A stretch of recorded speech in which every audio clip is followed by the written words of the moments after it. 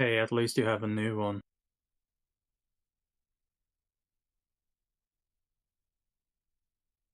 Hopefully. Cross your fingers.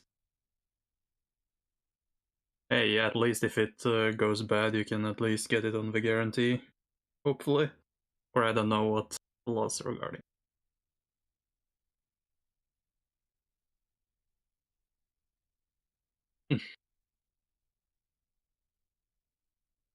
Bye.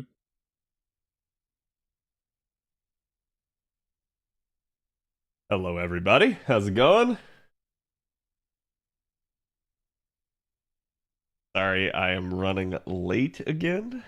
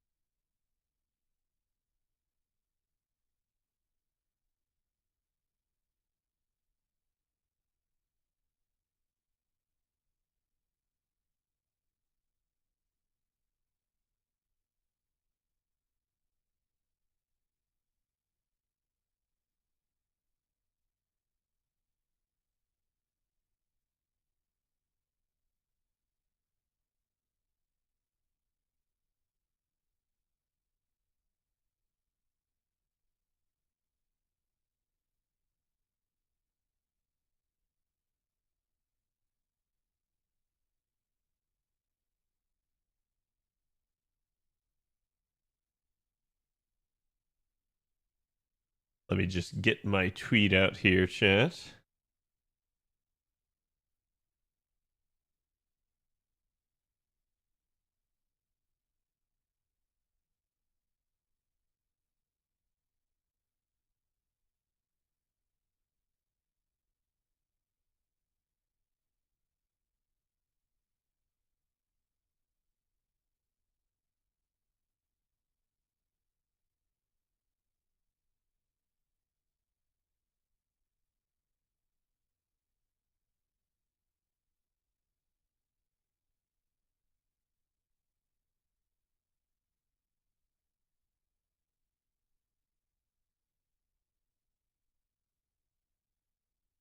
All right, it is out.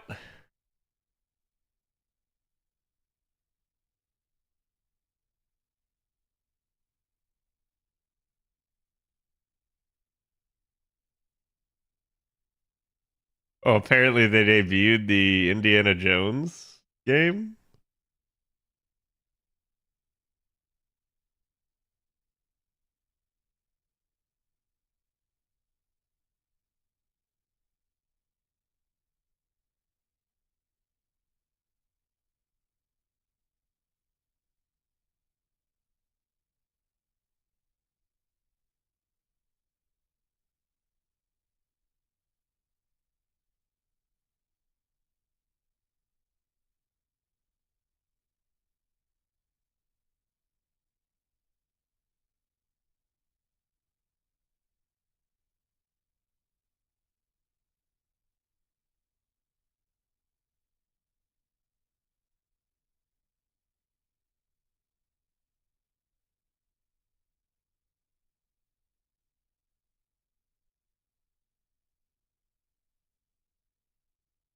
There you go. Yep, tweets out.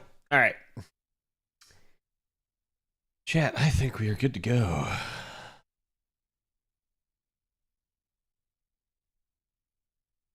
Let me grab you guys today's art. It's another comfy one. I think you guys will be pleased.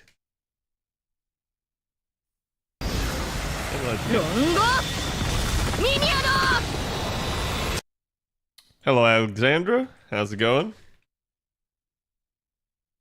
There's the artwork over there, and here is the artwork over here. As always, guys, go give the artists some love. Thank them for drawing FGO content. Not like we have too many of them nowadays that do, unfortunately. Shadow, they give it the 52 months. Work making me back into the office, back to being a VOD watcher. Oof. Unfortunate, but hey. Better a VOD watcher than not a watcher at all, right? So I appreciate it nonetheless. Thank you for the 25. COD Zombies, thank you for the follow before stream. That's a little mildly disturbing. I was going to say, is it playing music there? Okay. So, chat, today we have nothing. You are now in a event world where basically everything has come out and everything has been revealed and there is no more news. That's it. That's all there is to it. So now we are pretty much on the... Actually, I'm going to keep that muted because of the NA sounds. Although, yeah. But again, it's really just now take care of your events, do everything you can. Both are mission events, so you pretty much know. If you guys haven't seen already, you've got that newer quality of life that came out with the Gouda event last year. Basically, that allows you to see what your missions are. Don't forget, take your actual welfares in the party with you if you haven't already completed those. Yada, yada, yada. Again, you guys should know the drill.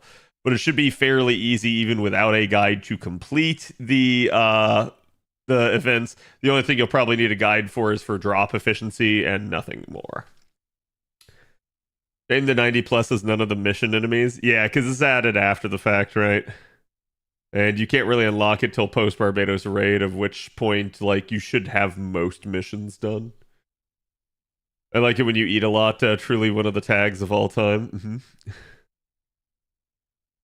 Hello, Ingora. Have you seen the Pal World gameplay? It's out in early access tomorrow, and it actually looks really good. I've seen some of it, not a whole lot, though. Literally 5 minutes of it. I did see you can apparently capture humans in it, which is morally dubious, to say the least. But chat, y'all know I play Conan, so it's not like I give a shit about that. I think it's if you want to talk actual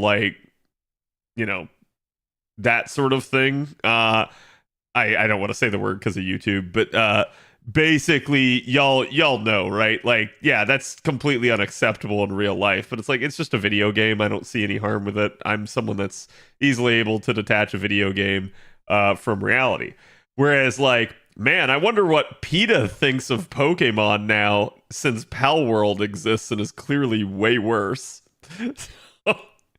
I know PETA gave Pokemon so much hell over the years, so it's let's see how they like this one. Yeah, conscripted labor. Capture some hot girls, right? Hello, Power. See, Power, I think it's that you actually want the fan service art. Is that what it is? You don't like wholesome art? You think they'll bring out other servants with Oberon skill set, but for Quicken Arts? I don't know. I would like it if they did, in all seriousness, but that definitely poses some issues of will Oberon give 70%, right? So the second you add any other 70% charger to the game, everybody can loop from see, what's the theoretical at that point? You'd have 370% chargers, so everybody can loop from -10. So basically, everybody can loop from 90%, which, again, depending on how the charge would be broken up, that may or may not even be possible to achieve. But it would basically mean that even with just an MLB K-scope or a K-scope with a maxed out mana loading or something like that, everybody would theoretically be able to loop. Every single unit in the game. So there's only a few units at this current point in time that can't even.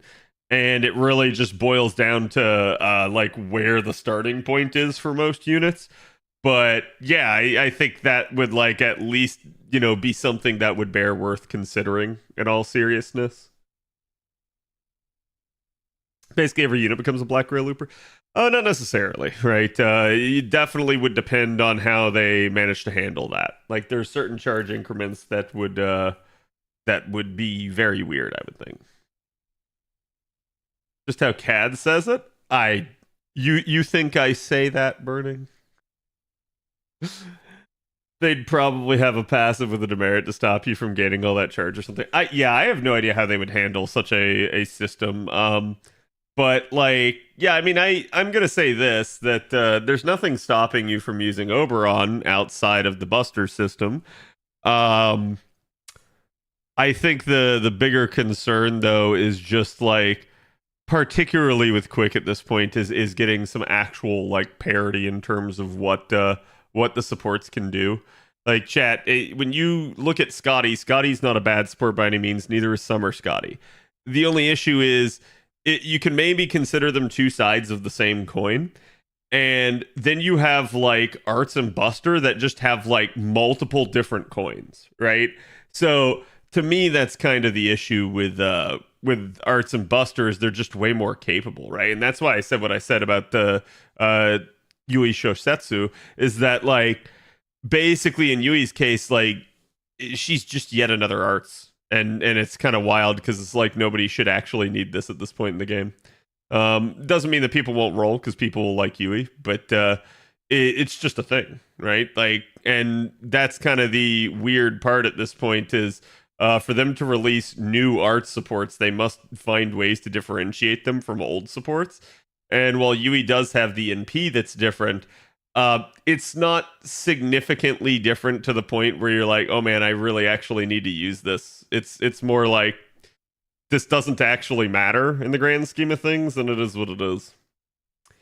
Jeezy, thank you for the 12 months. How's it going? Yeah, can we get some love for Jeezy's 1 year?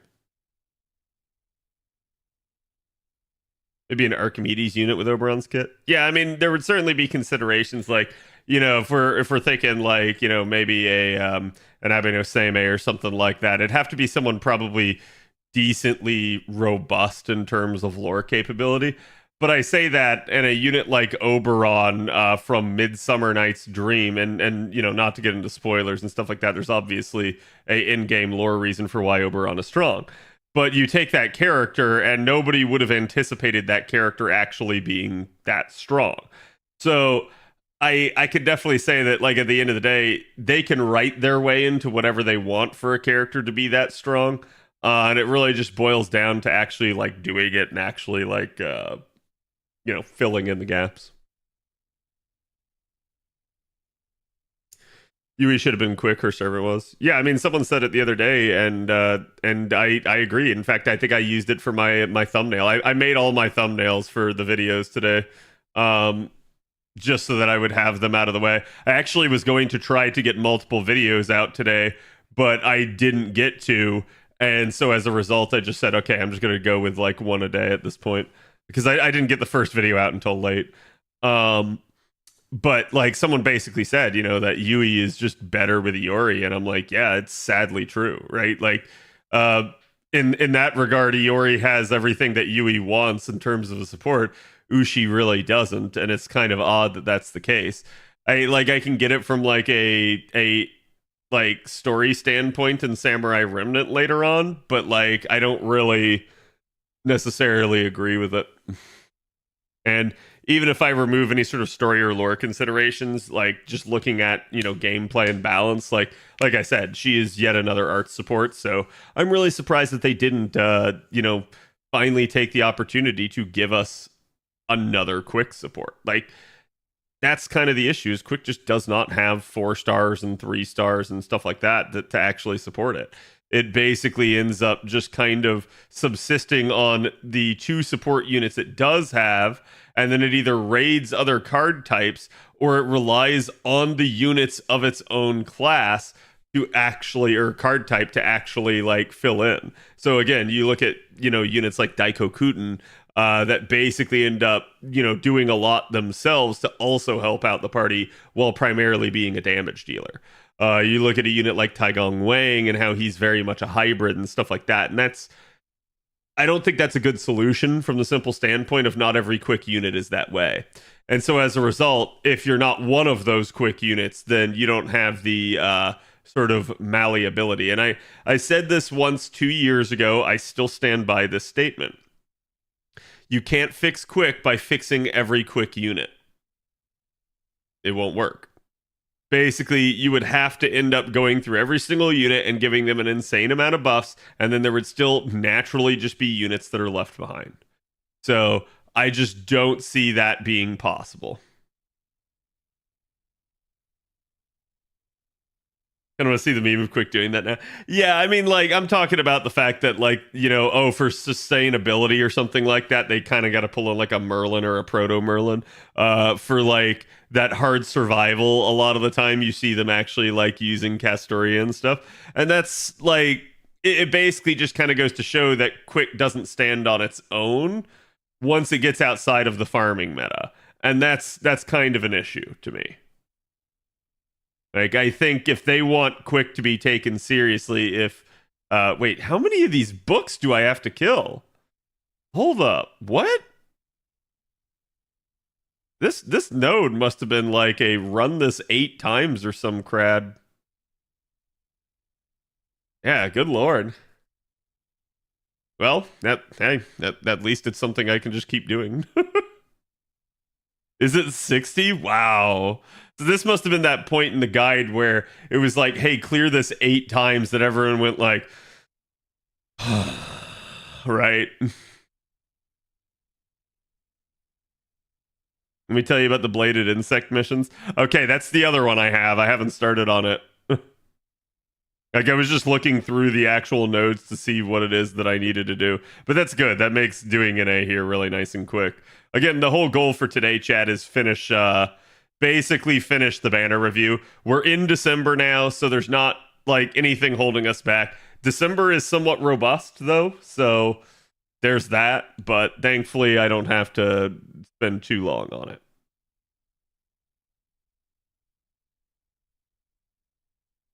I love using Gray in the 90 plus. I'm firing off Rango and the case files OST in the background. Nice. According to the guide, you need to run that node 12 times to finish that mission. Jeez. Yeah, I like, if I have to, I have to. It's fine. I think those missions are good for where like you're busy at work or at school or you name it, right? And you don't want to have to pay too much attention. So you just put your setup up and you go, right? You show the hard carry of Quick supporting casting, failing, or hard. Yeah, I wish they would do a little bit more, right? CAD's number one word is robust. Oh no, believe me, I use many words over and over and over again. I'm well aware of it. Like, whenever I record, I end up saying the same phrases over and over again, and I don't know why. It's just a thing. Whereas, like, if you ask me, like, you know, if I get in some conversation just like haphazardly out in the middle of nowhere, I will say way different words in my vocabulary. But when I'm like having to think, a lot of the times I revert to the same vocabulary over and over again in a split-second decision because I'm feeling like pressured to get a statement out in that regard, basically. Yeah, exactly.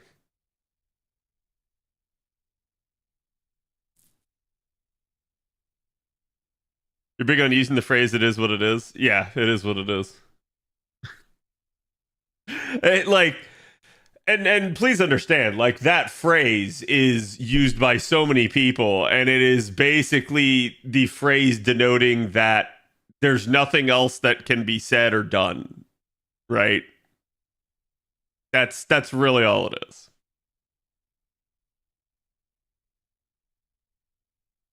It do be like that. That it do.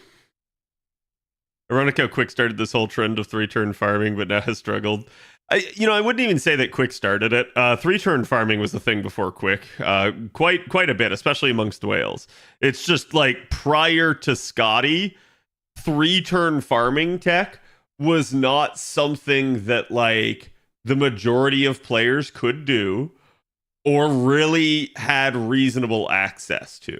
It usually resulted in you having to know what you were doing and rolling for the right units. And then, especially if you're more free to play, like, you had to get lucky. If you were a whale, it didn't matter. You probably had rolled for the units anyways. But the more free to play players didn't really have the capability. But what Scotty did that was so monumental, and I pointed this out for a long time, that, like, as easy as Castoria meta is, okay? The easiest meta the game has ever seen was Scotty, and here's why. All you ever had to roll was Scotty. You took a support Scotty from your friend, and basically with the 4-star ticket, you pulled Lancelot. That's it. You may have needed a waiver or somebody else basically to help out with the charge, and you maybe needed a charge CE. But essentially, this was the key core of it, and it was so easy for everybody in the game to secure. So it was really, really, really, really nice. Did you need NP3 Lancelot? No, you could loop with NP1. It just was not very good on damage.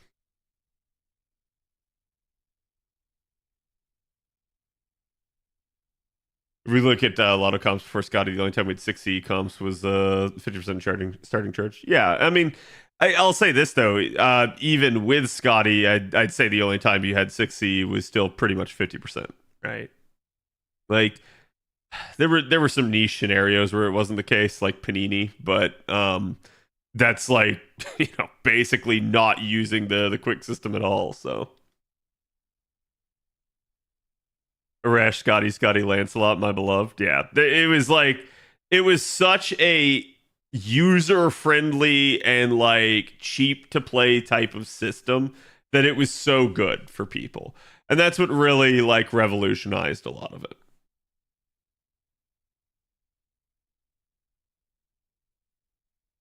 I didn't have much fun with quick meta, provided it was my only reliable AoE back then. Yeah, I think that happens. Cad's cadisms are funny. Chat just needs to like assemble a list of them at some point. Because there are definitely phrases that I know I repeat. And if chat tells me what they are, I'll try to change them. We can try to come up with some new vocabulary so I don't bore chat to death. King, thank you for the 30. Quickly doing this before I head to bed. Thanks for the great content, no problem. Thank you for the 2.5 years, bud. Ooh, Atalanta farming was a simpler time. Yeah. I mean, like, the only issue with Atalanta was always the NP gain, and Atalanta had this nasty knack for, if you weren't just going up against triple sabers, that she would just ever so slightly short ball you. And it was really annoying when she did that. Sorry, I love Quick for raids. Oh, no. Quick is great for raids. Like, that is still to this day one of its best uses.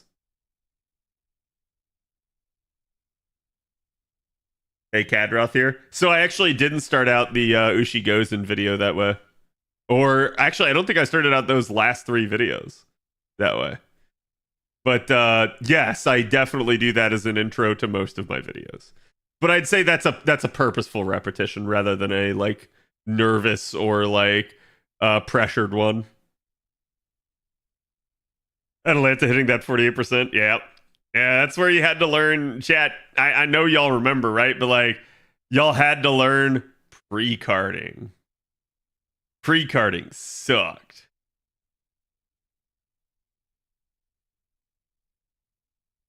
Did you do what I want to see in the year 9 FGO vid? No, I've been waiting until I got banner review done.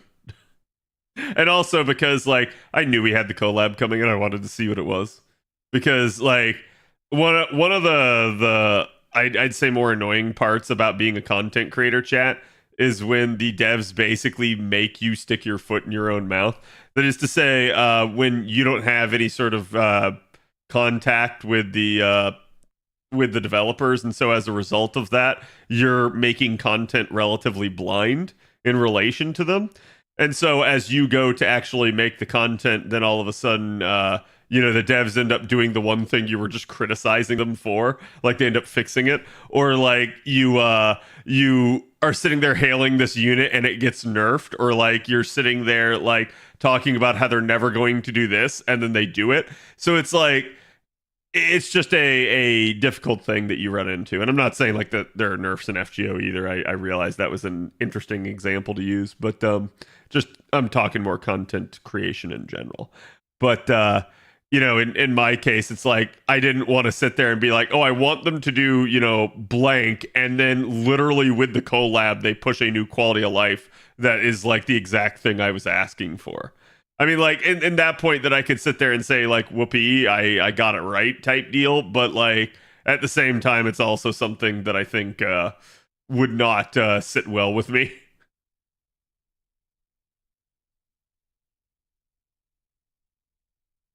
Did you finish the new story on Case Files, or are we doing that on stream? I haven't done any of it on stream. I have, I think, like one more node left to do in it, but I haven't touched it.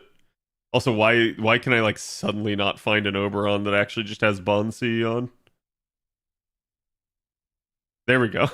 The second I complain, it happens. D-chat, case in point, right? That's exactly the situation that I was remarking about. Why is Ushigozen's face just make me think of Raven from Teen Titans? I also thought about that when I was making the thumbnail today. It's like I have a zoom in of her face for the thumbnail, and I was sitting there and I was just like, why does this look like Raven? That's really funny that you had the same thought as me. I can easily see how, right? Like that is kind of what it looks like. She is like dark, edgy, like goth teenager, pretty much. What's the bet? Rita used her as a reference. I mean, maybe, right? Like, and I don't care if he did. I'm okay with that.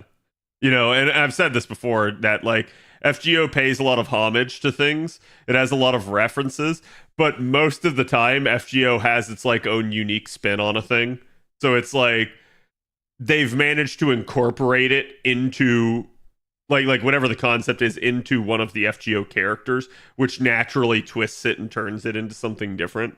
Rather than like chat, I don't know why, but this came up again today because I saw someone posting about what is it, Gepard or whatever on Star Rail, and I'm like, Gepard is just straight up like Arthur. That's it. That's all he is.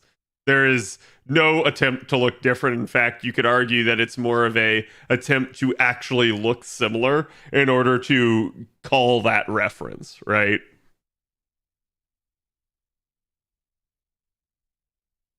Finally, after 6 years of trying, yeah.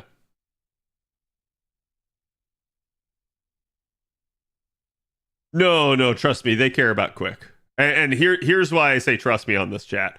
You can always trust, at least in like the greed of the company. There is no benefit to the developers letting quick languish. Trust me when I say that I think they're aware of the issues and they seek to resolve them, but I suspect that the issue is either the units they already have planned don't jive with that, or they basically have a unit planned to fix it, but at a later date, right? So it may be just the case of it's going to be quick that laughs last type deal, or it may just be the case of like, but they had all of these arts and buster units planned, and like it was an oversight on their part, right? So it's like don't assume malice where it may just be a case of like ignorance or like incompetence.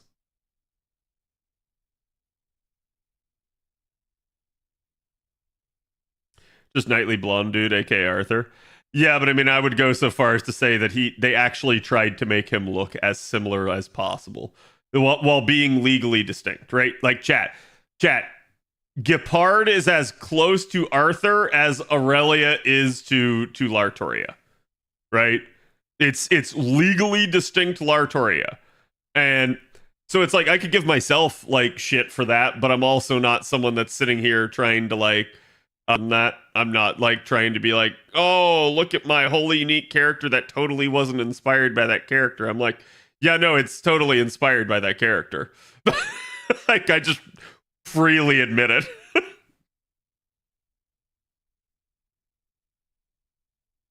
Who is completely ignoring low star servants updates and animations. Yeah, you know, I will say this. I've always found it quite interesting, you know, how gacha games treat low star servants, but I have found it quite interesting that like MiHoYo just doesn't use them, like they don't exist, and I'm like, how is something a 3-star? How is something a 4-star? Right? Like when 4 is your minimum, they're a 1-star. That's all it really boils down to.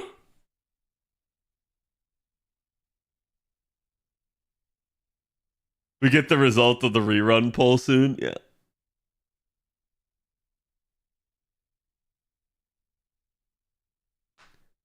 SSR and not SSR. Right. Yeah, that's kind of weird to me.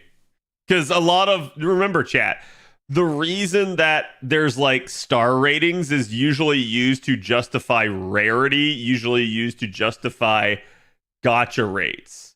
So it doesn't really make sense when you say, but this is a 4-star rarity. It's like, yeah, but there's nothing less rare. Like that is the least rare thing in your game. So it's kind of odd to me.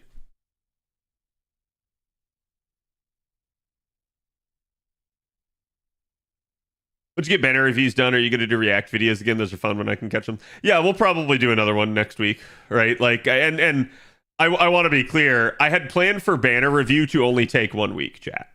Like, I knew it would take up the week, and I had planned for it to only take up a week. Even I, knowing how many banners were there, still was not prepared for banner review to last as long as it has. Like it's kind of wild to me that that banner review has basically bloated this much, and it's mostly due to that is just how many units they put on rate up. So I may have to come up with like a new set of rules for next year or something, or we may have to split this into like something like quarterly videos where like chat, y'all might only get like the first quarter of the video. Like I don't know, right? Like I'm gonna have to talk to AP basically as to how we're gonna handle this. But like it's pretty crazy to me that that the amount of recording has bloated this much.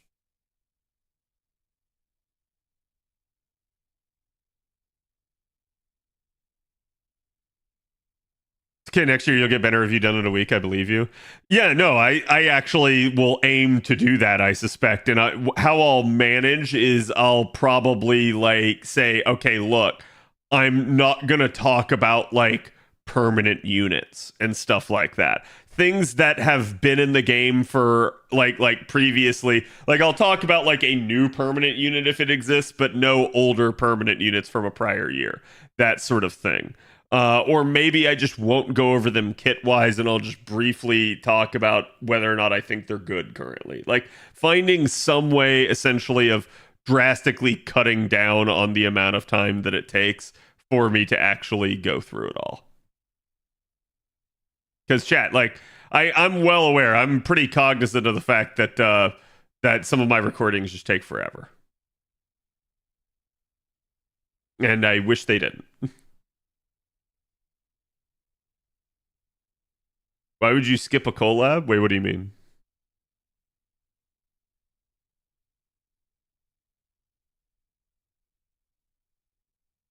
Yuri doesn't do much different than Summer Hokusai. Yuri's actually pretty interesting as far as his kit goes. I think he's actually a really strong unit, so I'm not worried about it.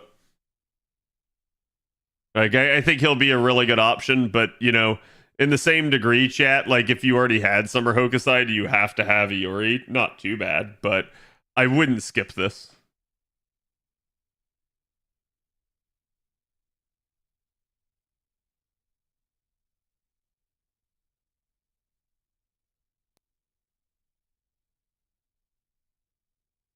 But no, yeah, I wouldn't say Yuri's mid by any means. I'd say he's actually quite good. Did you do the best mission for the collab yet? No. At least I don't know, right? 2-turn? It happens sometimes. I only have an NP 1 comma, so sometimes she low rolls.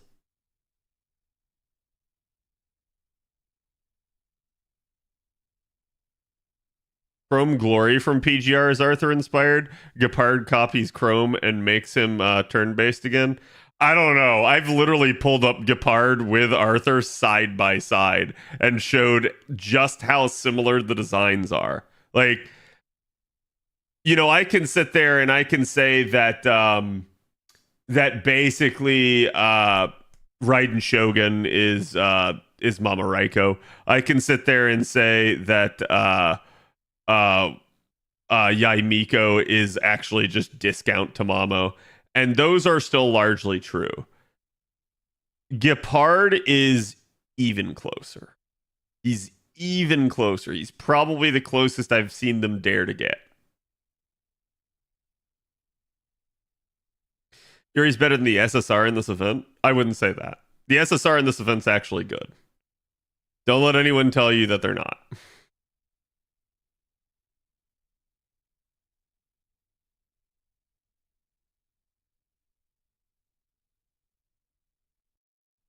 Every unit other than the OP ones is cooked in Garbo then. I mean, that's usually the issue with people's statements like that, AK, is essentially people lose sight of like the bigger picture and they don't care and they just want to trash everything and call everything garbage. So essentially, if you're not the favorite unit of the person or you're not in their eyes the best unit, that you're probably garbage. What was the mission I was just doing? Oh, this is my ordeal call quest for storm pods. No mention of the Ilya Hurt clone? What?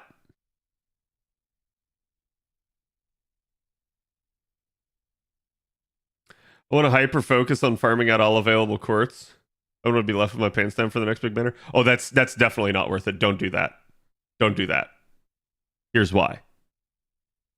What do you think they're going to do after this event?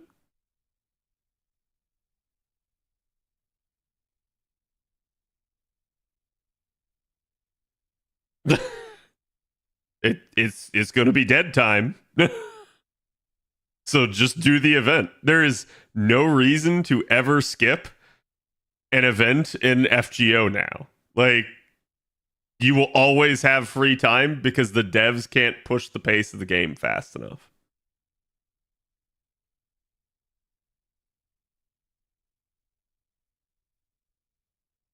Early on, hey and Kyo, and you have plenty of content ahead. Yeah, that's fine. Don't worry about it. I'm dead serious. Like, you will have plenty of time. They'll probably come out with Valentine's Day next. That will very likely be a Fiyuki locked event, but it may not be. And then post Valentine's, you're gonna have some dead time until Chaldea Boys. Post Chaldea Boys, you're gonna have some dead time until the new collab event, assuming there is one during Golden Week.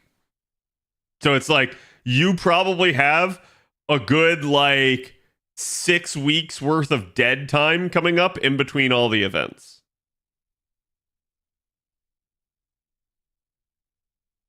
And that's being conservative.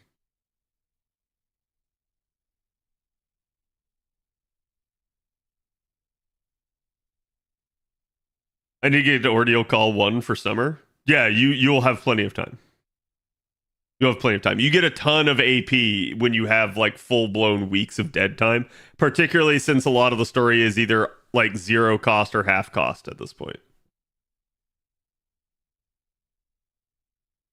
Would you say that so far the Samurai Remnant collab units are a bit underwhelming? No. I think Yui is disappointing to me that she's not quick, but she's not bad. I think Ushi Gozen is not a black grail looper, and everyone's hyper focused on that. And none of them are actually looking at the damage numbers and seeing how good they can be. And I'm going to tell you as well that she still can black grail loop. That's what we showed off on stream. So it is what it is. And I don't think Iori's bad in the slightest. So it's like I'm not underwhelmed by this in even the slightest amount. But you guys know. So this is an interesting concept that I'd like to point out. I've heard some recent feedback that a lot of people think I'm too negative on the game. The reality is I often field questions from chat. Those questions are often very leading. Those questions force me to keep regurgitating negative things about the game that, I'll be frank, all of y'all should know. I already definitely know, and I don't want to have to keep repeating. But they are what they are, okay? So my bad habit as a streamer is that I actually read chat's questions and try to respond to them as much as possible, and that frankly, puts me in bad spots and makes me say these things. But I want you all to understand something. If you think I'm too negative on this game, I have been streaming this game for 6 years now. I'm still here. I'm still streaming the game. I still play the game every freaking day. I never really let my AP rot. I still am min-maxing to this day. There are definitely things that I think I care less about and things that I've become a little bit more jaded on over time. But I am still pretty much as committed of a player as you can get. And I want you all to understand that I love FGO. So please understand if it seems like I'm being negative, a lot of it is because I'm getting asked the same questions over and over again. And also, if I'm criticizing, a lot of the time it's because I want the game to become better. So a lot of the times I will say my criticism and then I will say how I think they need to go about it and why I think it is that they haven't. That's all it is. It's just experience talking. Yeah, and I do agree with that. I think it's like, I'm not going to sunshine pump or sugarcoat things, right? Like, if I think there's something about the game that is not going well, I will give you my honest thoughts on that. But yeah, like, there's no need to beat the dead horse. And that's unfortunately what happens a lot on stream. Occasionally grumpy old man. I wouldn't even say grumpy, right? Just so much as I have a very healthy skepticism of the devs at this point. And it's a learned skepticism. I think if y'all remember going back a couple years, like I used to be one of the devs' biggest champions. I used to sit there and really like trumpet just how good of a job they did on a lot of things, particularly with regards to how they were handling pacing and stuff like that. I obviously had some criticisms even back then, but they were usually pretty minor. And so the only reason that my criticisms have grown over the years is because they have remained the same criticisms. So the classic example of this chat is coin fix.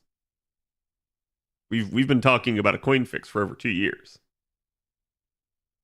It's not a good thing. Yeah, and I will say this too. Like, trust me when I say this, I see a shit ton of negativity on like Reddit or Twitter. Dear God, Twitter. Oh my God. So, it is what it is. It's pretty clear you love the game. I absolutely do.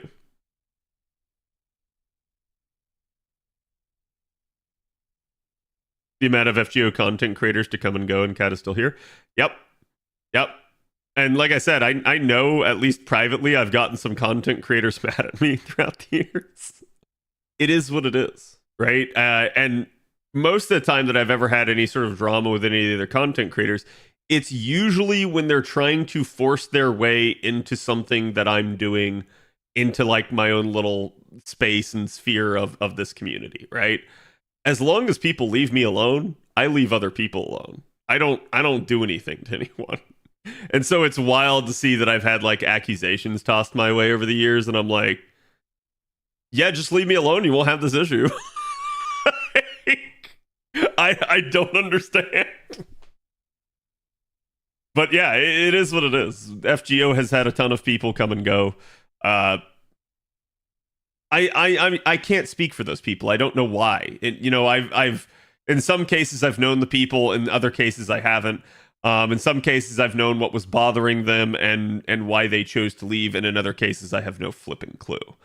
But it's really not my place to even talk about that. So, because it's like they will say their pieces on things and let them, and I don't really need to render any sort of opinion on it. Because I know, like, some people have obviously quit the game because they don't like the game anymore. Some people have quit the game because, like, I don't know, their real life changed, right? Like, they just had to stop content creation, or they had to, like, move on from FGO for various reasons. That is what it is. Like, so, I think the only pet peeve that I've ever had with a content creator leaving FGO is when they shit on it on the way out. And here's what I mean by shit on it.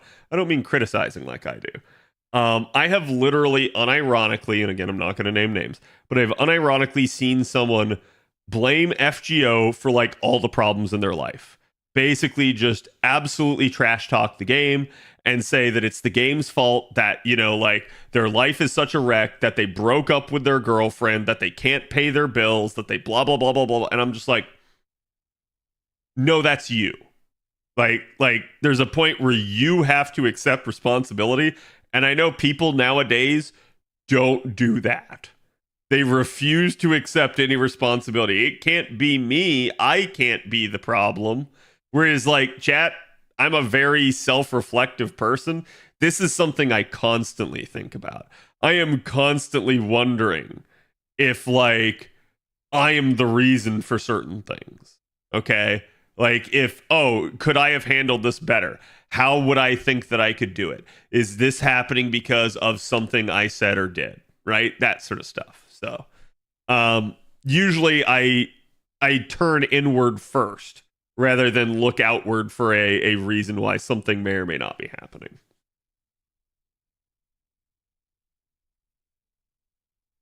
My life sucks. It has to be this game's fault. Yeah.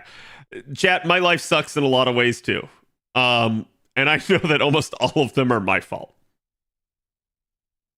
Is what it is. I mean, there are some things that are naturally beyond your control, but I guess because I'm as much of a self-reflective person as I am, I very quickly analyze that has nothing to do with me, and I don't care. Like I realize that it is beyond my control, and I don't waste any time on it.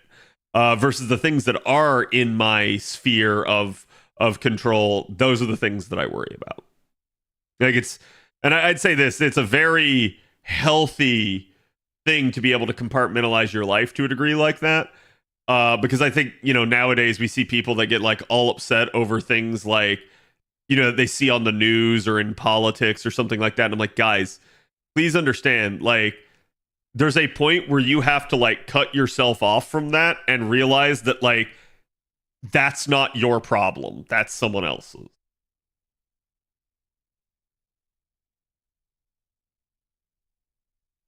2D waifu over real person? Yes.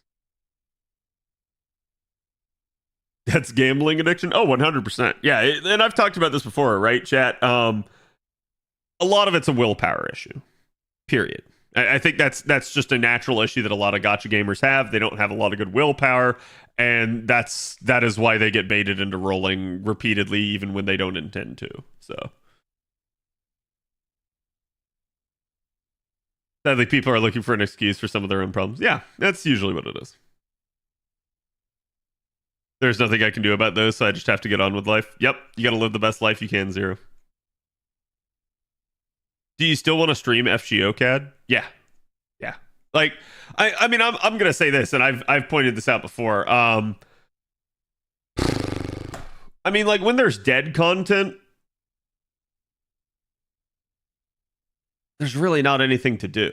And the sad part that I will admit to in this regard, chat, is like, there's really not much of a reason to stream FGO during those times, but I have come to realize that I am still held responsible by the community, probably more so than I think any other content creator at this point.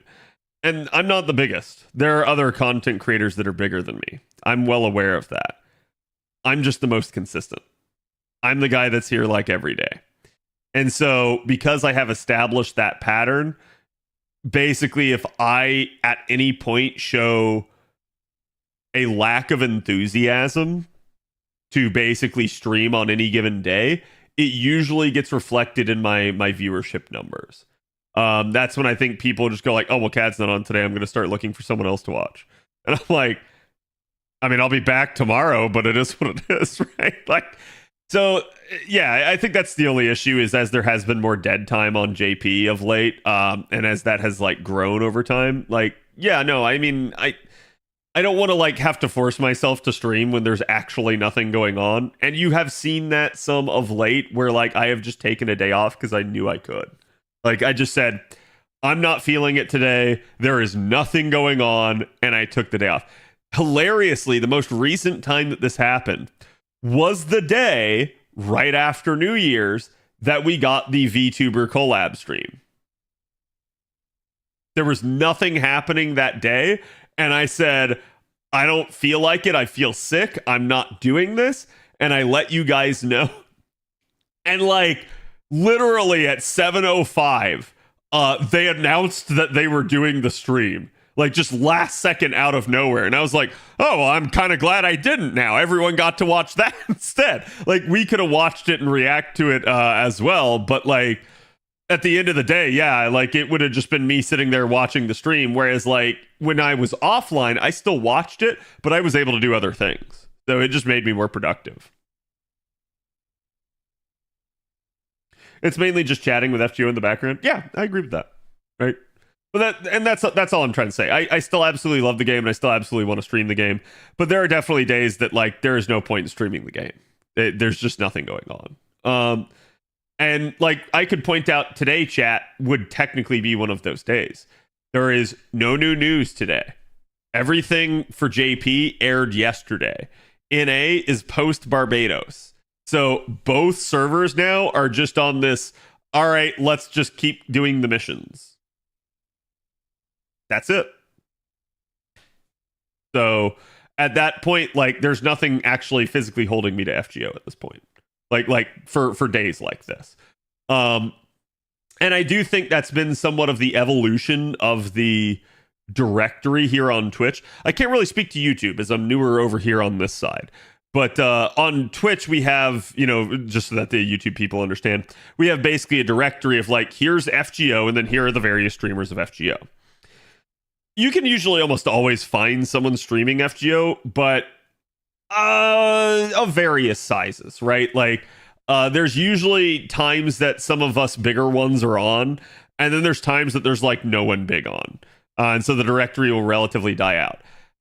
But what I've begun to see is as people have consolidated to more and more of the bigger ones, and as more and more of the bigger ones have begun to leave the directory for other like greener pastures, like other gacha games and stuff like that, basically the directory has a tendency to die out when there is no one on, right? So at that point, essentially, it's kind of this weird state of, even though chat knows I'm going to be on a day like today, I won't get as many viewers as I did the prior day. Because the prior day was more important stuff. People showed up for that. People don't show up on the days where there's nothing important going on. It didn't used to be that way. The enthusiasm for FGO used to be a lot higher, and like any given day, great numbers. But FGO is definitely going through this like peak and valley now rather than being consistent. And that's just, you know, I mean, I guess you could say it's like the honeymoon phase is over, but God, that actual phase ended years ago.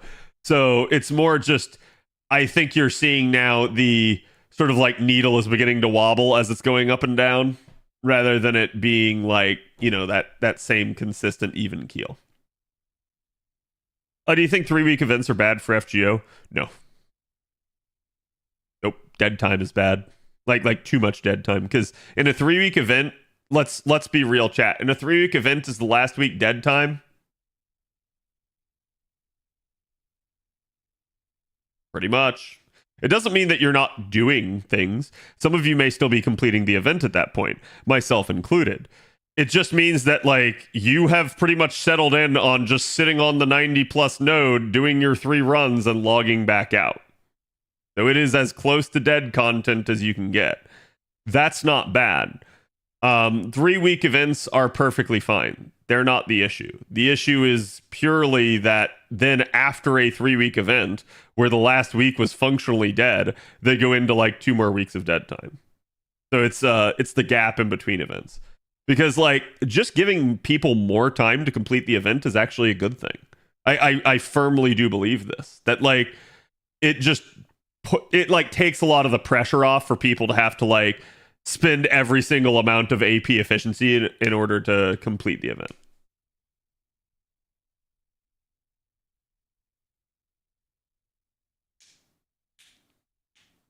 You know, I like when you play other games. Yeah, I'm always happy to see people come watch when I play other stuff. And you know, I've told you guys this before, but like even if I'm not playing FGO, y'all can come ask me FGO questions. I'm not gonna be like, actually, how dare you? Like, so, and I've had people ask me like, Cad, will you like go over the news? And I'm like, no, like sometimes like stuff like that, I'm going to save it for a stream, like an FGO stream, right?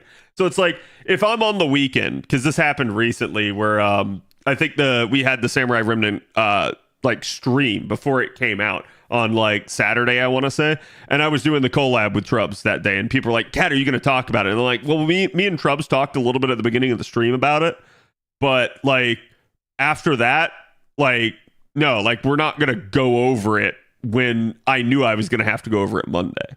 But like you can come in and ask me, "Hey, Cad, what do you think about this unit?" And I'll probably say something. Or like, "Hey, Cad, did you see that?" And I'll be like, yeah. So it's like, it's not that you can't ask me. I want to be clear on that. But it also doesn't mean you'll get like the full robust answer either. We're on cruise control at the moment for gameplay. Right. And I want chat to understand that as we are on cruise control like that like, it's a little bit like rough to have it like be held against me that it's like, no, Cad, even though everyone's on cruise control and we weren't going to show up, you have to stream the game still. And I'm like, well, hold on. Like, that's not fair. Because again, and I know like there's still a good chunk of you that will show up, and that is usually why I do it anyways. But I also don't want to like, hear grumbling when it's like Cad didn't stream that day or Cad didn't stream specifically this thing that day. It is what it is. Y'all should know by now. I've been streaming for 6 years, like I said, in this game. There shouldn't be any doubt as to like if I will stream FGO. That is well established. Is Dante still worth rolling for? Sure. Yeah, like I think he's great. I think a lot of that's going to boil down to like, what do you feel like you need in your account, especially as an AoE Avenger. But yeah, no, he's still really good. What about his Valentine's event? On JP, it's probably going to be a little bit later this year because this being a 3-week event, I think it lasts until like February 10th or something like that, chat. So Valentine's will probably be somewhat later this year on JP. February 7th? Okay. So it's probably going to be February 7th, and then either like right on Valentine's Day it'll start, or maybe they'll just go the full week duration and say on the 14th you get it. So you may only have 1 week in between these two, but that'd be it.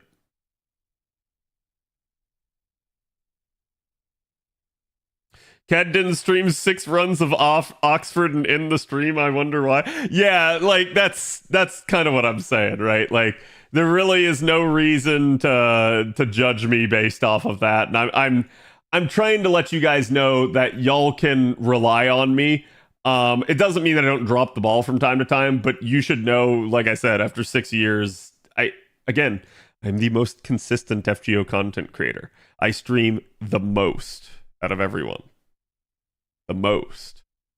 There are plenty of people that stream on a regular basis. I stream the most consistently out of everyone. And that has just been, I don't know, like something I fell into. I am a creature of habit, so it is what it is. What's in your present box, Matt tokens? What's in my present box? Probably embers from the prior lotto. Just rerun an old stream. I could do that. I've thought about doing stuff like that before, where it's like, hey, I'm not going to be on. Chat has seen it before too, where like in the middle of an important stream, if I had to actually get up and leave, I just straight up like played a video for chat. But normally I don't do that. Normally, because like I feel like, chat, if I have a night off, you should get a night off too, right? I feel like that's fair. I hardly ever take days off. I don't know if you guys remembered, but like back in December when I posted my recap, I streamed for over 300 days last year, chat. I want you to do the math on that. Basically means I essentially had worked almost more than an actual job. I had streamed more days than I had probably worked. So that's all I can say.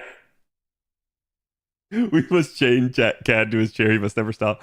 And I know that's a joke, right? But like, just being real with y'all for a second, that is the unfortunate nature of being a streamer. You feel like you are always required to be live. And that any time that you are not live, you are missing out. Sucks. I hate that mentality. but it is what it is. There's a cadism, chat. And again, that is sort of the nature of the beast at this point. It's the nature of live like content creation that the more you can cover, the more you can be live, the more you benefit. But not always. There's definitely some balance involved.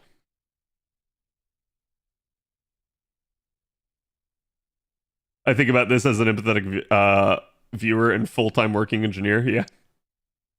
Ash has said this to me before too, but it's like, most people come home from work and then they just like collapse and can't do anything. And, then people look at me and it's like, chat, I know some of you are old enough to remember this. I know some of you are on this channel.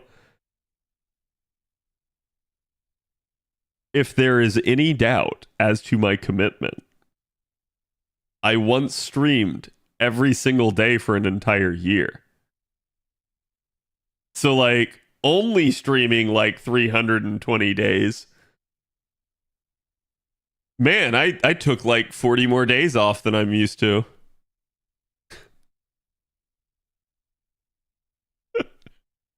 So, obviously I think I need to give myself more of a break in that regard, but yeah, like I have definitely proven that I can keep doing this and it's not an issue of like willingness or anything like that. And I'm going to be real with y'all, okay? And I want you guys to understand something. This is my mentality. I love streaming. Streaming is where I started out, and streaming actually is like, for the most part, relaxing to me. I actually got into it because I enjoy the social aspect of it. And the only things that really degrade this for me are the extra pieces of work that I have to do for content creation. So that would be like doing stuff for YouTube and stuff like that. That's a real like drain on me.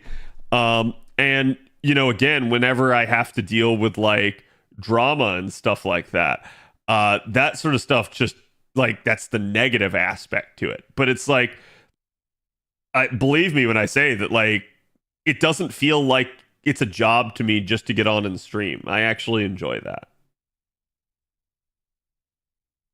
Given the choice, would you make streaming your primary job? Yeah, if I could.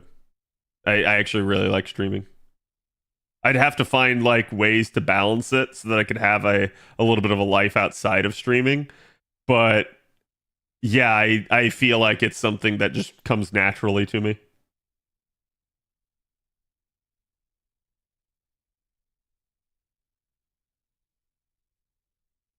You're not a spring chicken anymore? Okay, I was gonna say, I was like, are you using my own line against me? I remember that. That was the year I joined stream. Yep. So, I don't know, right? Like, I'm not going to promise to ever do an entire year of streaming ever again because I don't think it's necessarily the healthiest. But, like, chat, that was during COVID. So it's like, it was no skin off my back to do it. And it proved that I could. And, like I said, I know of at least one other content creator that's done something like that. The man named Carnage. And he I think his record was for over 2,000 days.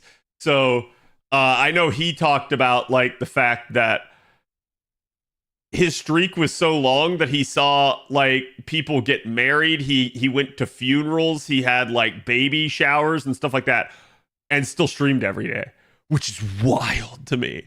Like, I cannot imagine having to go deal with something that probably took up the majority of the day and still manage to fit a stream in.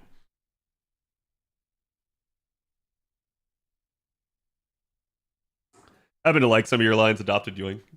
Appreciate it. Lies, you're a robot. Admit it. I wish, chat. Wish there was a robot. That would mean that like my body isn't constantly in a state of breaking down.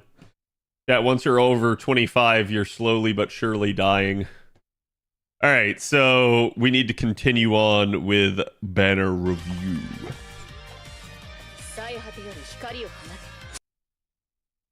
Aware, yes, sadly. Did we We finished this, didn't we? Yeah, we finished this.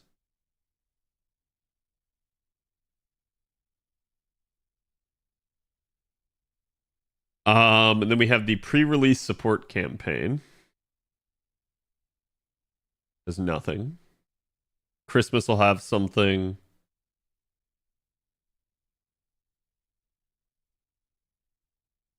What? Is this another Dante's banner?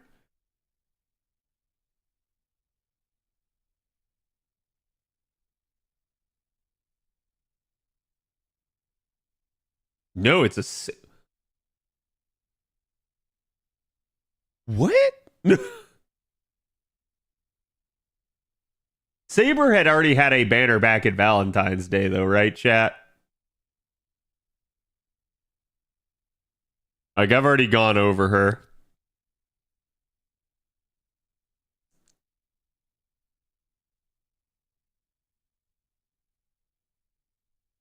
God, they just threw everything here.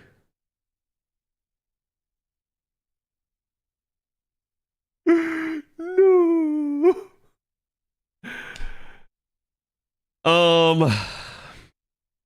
I don't think I've gone over either of these. I don't think I've gone over either of these. I don't think either of them had a banner this year. Umu Bride was in Valentine's? Was she?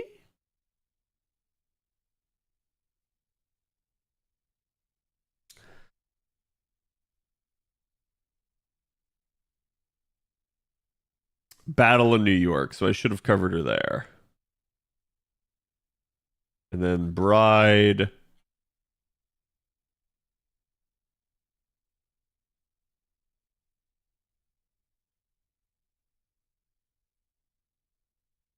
Pre-release campaign.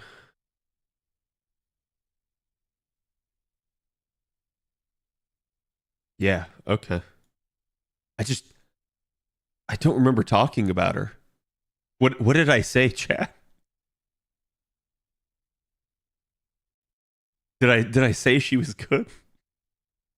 Like it's kind of wild. Like I legitimately have reviewed so many of these units now at this point that I don't remember what I said.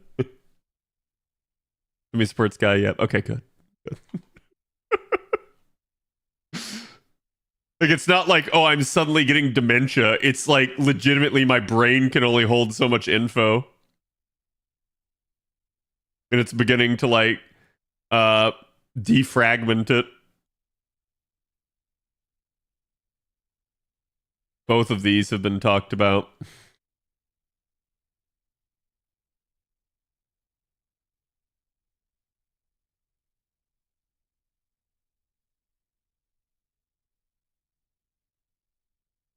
Okay. Sweet. All right, let's get this party started. Okay, so for the final day of banner review here, we are going to be covering the last bit of December here. Thankfully, at this point, because I have covered so many banners prior to this point, we're in the final stretch, and most of the units that will show up here, I have already managed to cover. So we just finished the Road to 7 Lost Belt 6 campaign. Now we've got the Lost Belt 7 pre-release support campaign part 2. There's really nothing in here. It's just kind of like, hey, you get some nice stuff as we're gearing up for LB7. Then we ended up going into the last rerun ever to date. And again, this is obviously dependent on JP. Now they've allowed for voting for a rerun, so go do that if you guys haven't already. But basically, this is the last rerun that we have had as of the recording of this video. This is our Carnimus rerun. And again, this one has obviously the return of Santa Carna, who is a single target quick saber. And then we have a couple of other units here. I believe we have already covered Vitra, Karna, Arjuna. And I know we got several of these.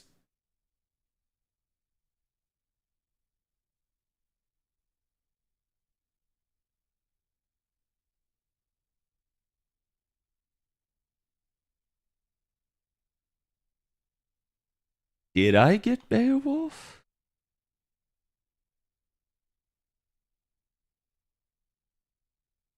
All right, he's perm. I know they don't do it, but I really wish they would actually just list these. All right, chat. Does anyone remember? Have I covered these three? Because I don't remember.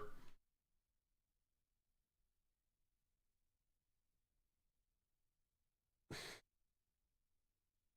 think Beowulf is in Road to 7 LB1. He shouldn't be in LB1. He shouldn't be.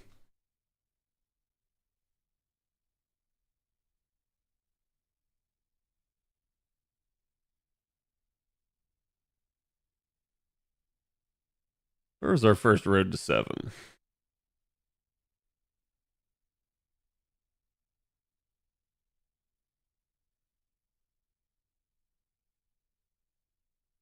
I think Parvati? I think Parvati too, but...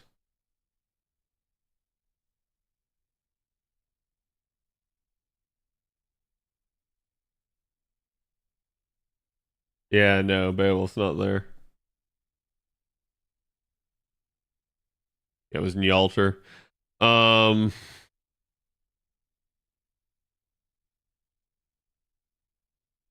I got a quick way of checking this, chat. Well, I say quick, but this is like the foolproof way of checking it. So this is 2024. This is 2023. And this is current year. Okay.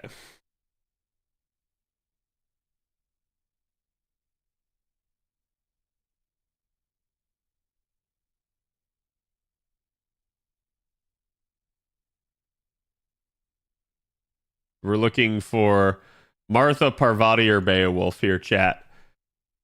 Help me look. Do you spy with your little eye? Martha, Parvati, or Beowulf?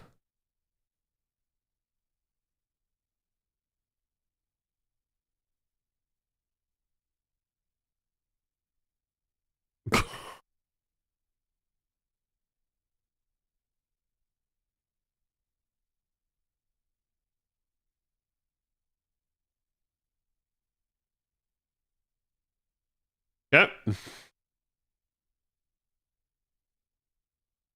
Oku banner. Parvati was part of Oku. That should show up, but let's see. It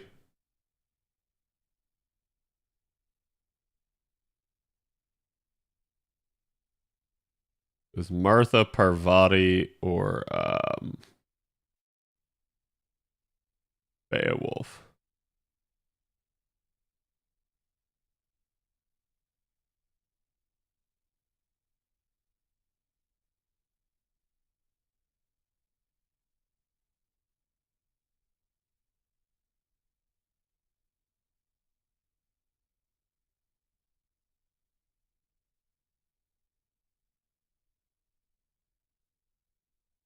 That's last year. Yeah, this is the right year.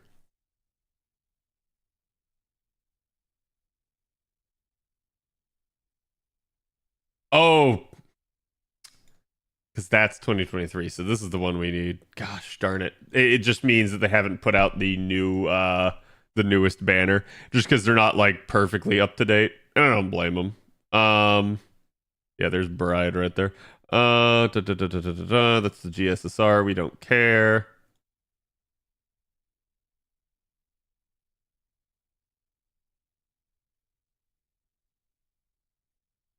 Yeah, I was gonna say that was going way faster that way.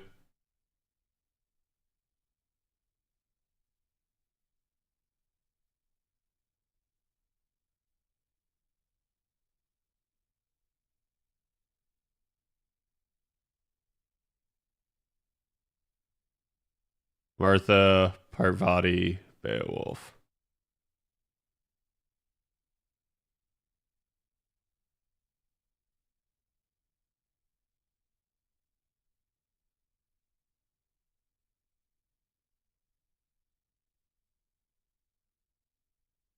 Yep, there's Parvati. So she's good. So now just Martha or Beowulf. wrong Martha.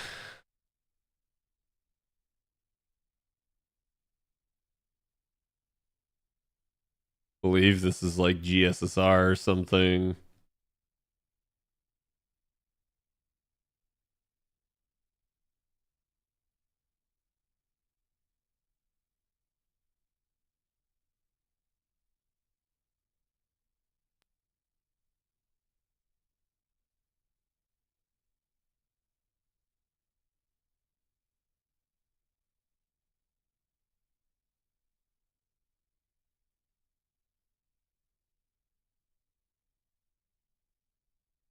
Okay.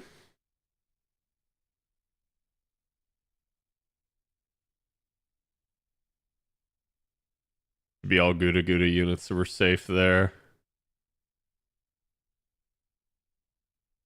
Wow, that they went the whole year without these two then.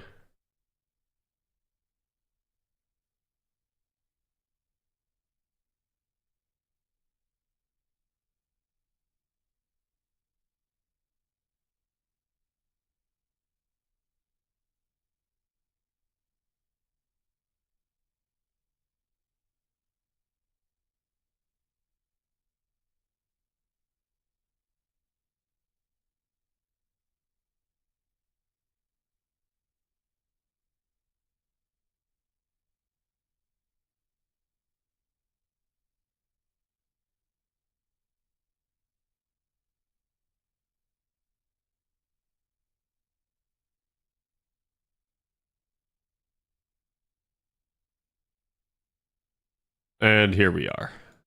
So, wow.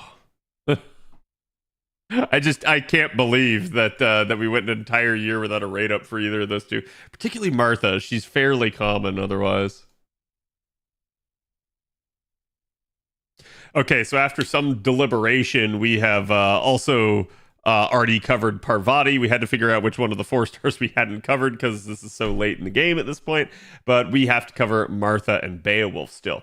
So, with that in mind, let's go ahead and talk writer Martha. Martha at this point has become obviously more famous for her ruler counterpart, or sorry, version. Martha is definitely a fantastic unit, that being said. As a writer, she still has a lot of capability. The thing is, a lot of people will look down on her just due to the lack of charge in her kit and the fact that her damage overall as a writer is not that high. Don't worry about that. That's probably not going to be the biggest reason for why you'll use her. She is a Buster AoE writer with a triple arts deck. Again, you're starting to see a lot of these early triple arts decks, and the reason for this is it just really helped them card their way to an NP. This was sort of the meta deck of old, and it still to this day is a strong deck, and it's one of the reasons why they actually don't give as many units triple arts anymore, even arts units. Her first skill here increases her own debuff resistance for 3 turns up to 100% and is a self-heal. Rather selfish skill. I'd like to see it upgraded for some more party-wide effects, but it is what it is.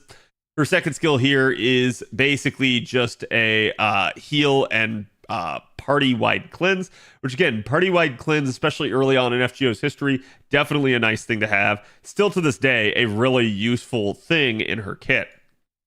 It did get upgraded, though, to increase the amount of healing that it did. So, again, just making it a little bit more usable. And the third skill here basically got unlocked after the second strengthening and now removes one target's buffs, and then reduces their defense by 30% for 3 turns. This is actually a really strong skill, particularly in a raiding environment. Martha can actually be one of those units that can cleanse the entire party of some sort of nasty debuff, strip the enemy of their really good defensive buffs, and then enable you to deal even more damage with the defense down. So that is one of her big uses, is just sort of as this option for either clearing a wave and setting someone else up, or the option of, again, just sort of controlling the flow of battle with regards to buffs and debuffs. Very similar to how we talked about Asclepius in that regard, and Martha kind of fills that niche as well.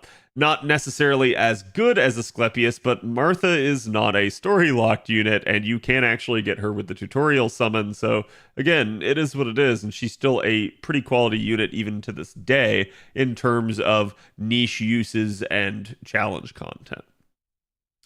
You can see her Noble Phantasm has had its upgrade. It now increases her own Buster performance first because, again, the damage was an issue by 20% there. Then it deals damage to all enemies, and then it further reduces their defense for 3 turns by 20%. You can also use this sort of, rather than taking out its own wave or something like that, but instead as the first NP in a sequence of NPs to make the later NPs deal more damage. So she can be sort of your setup man in order to help you out, kind of dealing a lot more damage to a annoying boss. So again, I do think Martha is a good unit to have in your Chaldea. Probably not someone you need to actually go after specifically, though, so it is what it is. Next up here, we have Beowulf. He is another permanent unit. Beowulf, I'm going to say, he hasn't necessarily come a long way, but he has had some work done. He's had a facelift, if you will, and he's definitely a solid unit in terms of his damage output. Again, you can see he's got over 10k attack. He is a single target Buster Berserker, and he's got the triple Buster Gorilla deck there to just really help that out.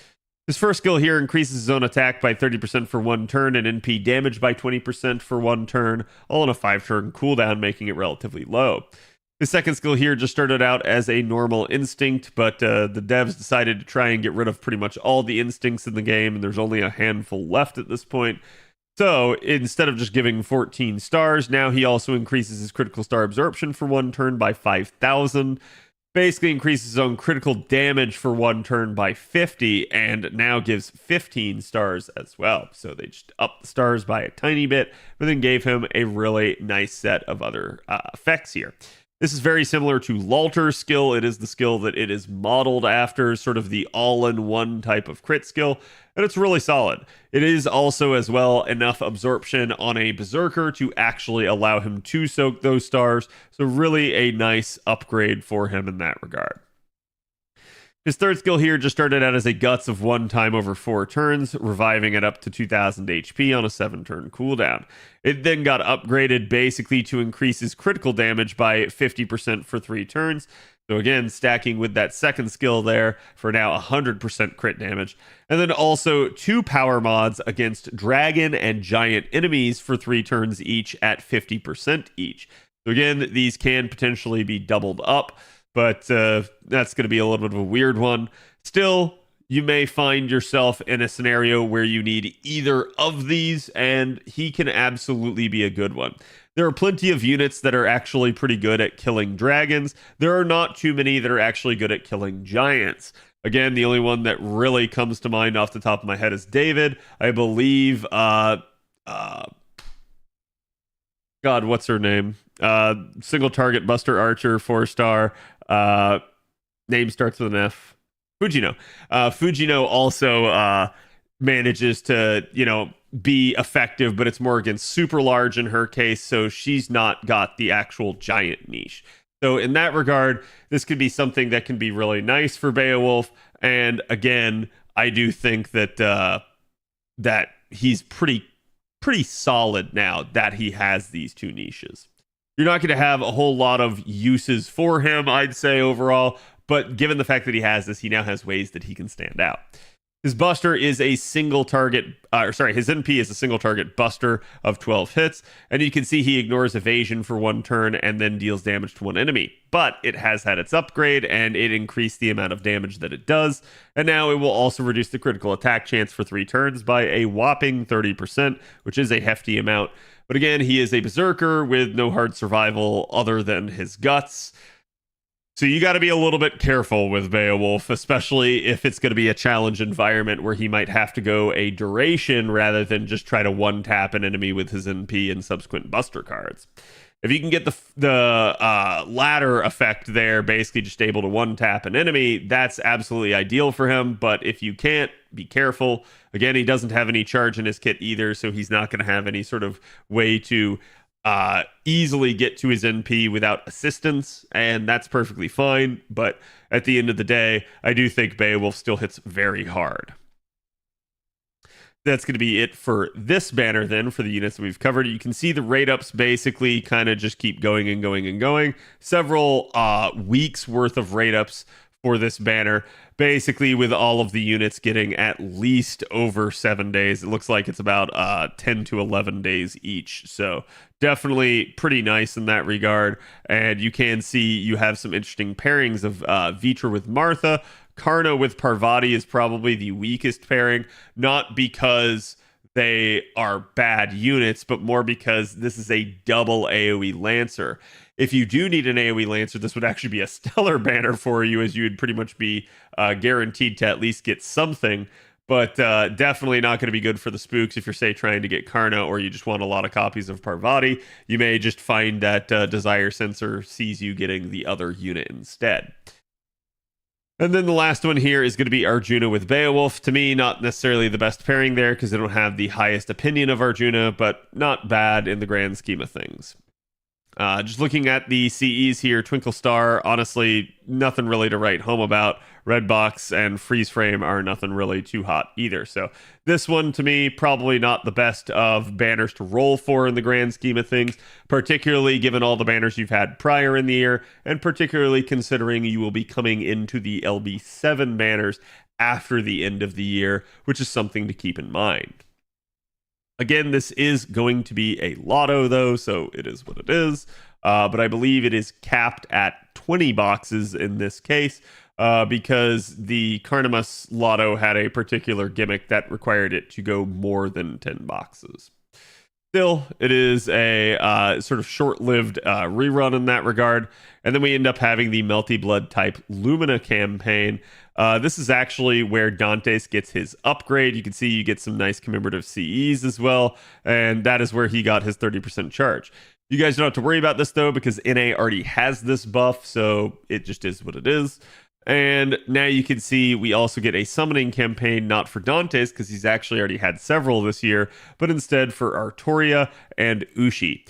We've already actually talked about both of these units, so I don't have to give you guys the lowdown on it, but it is definitely an interesting banner if you're looking for more of a solo environment for Saber.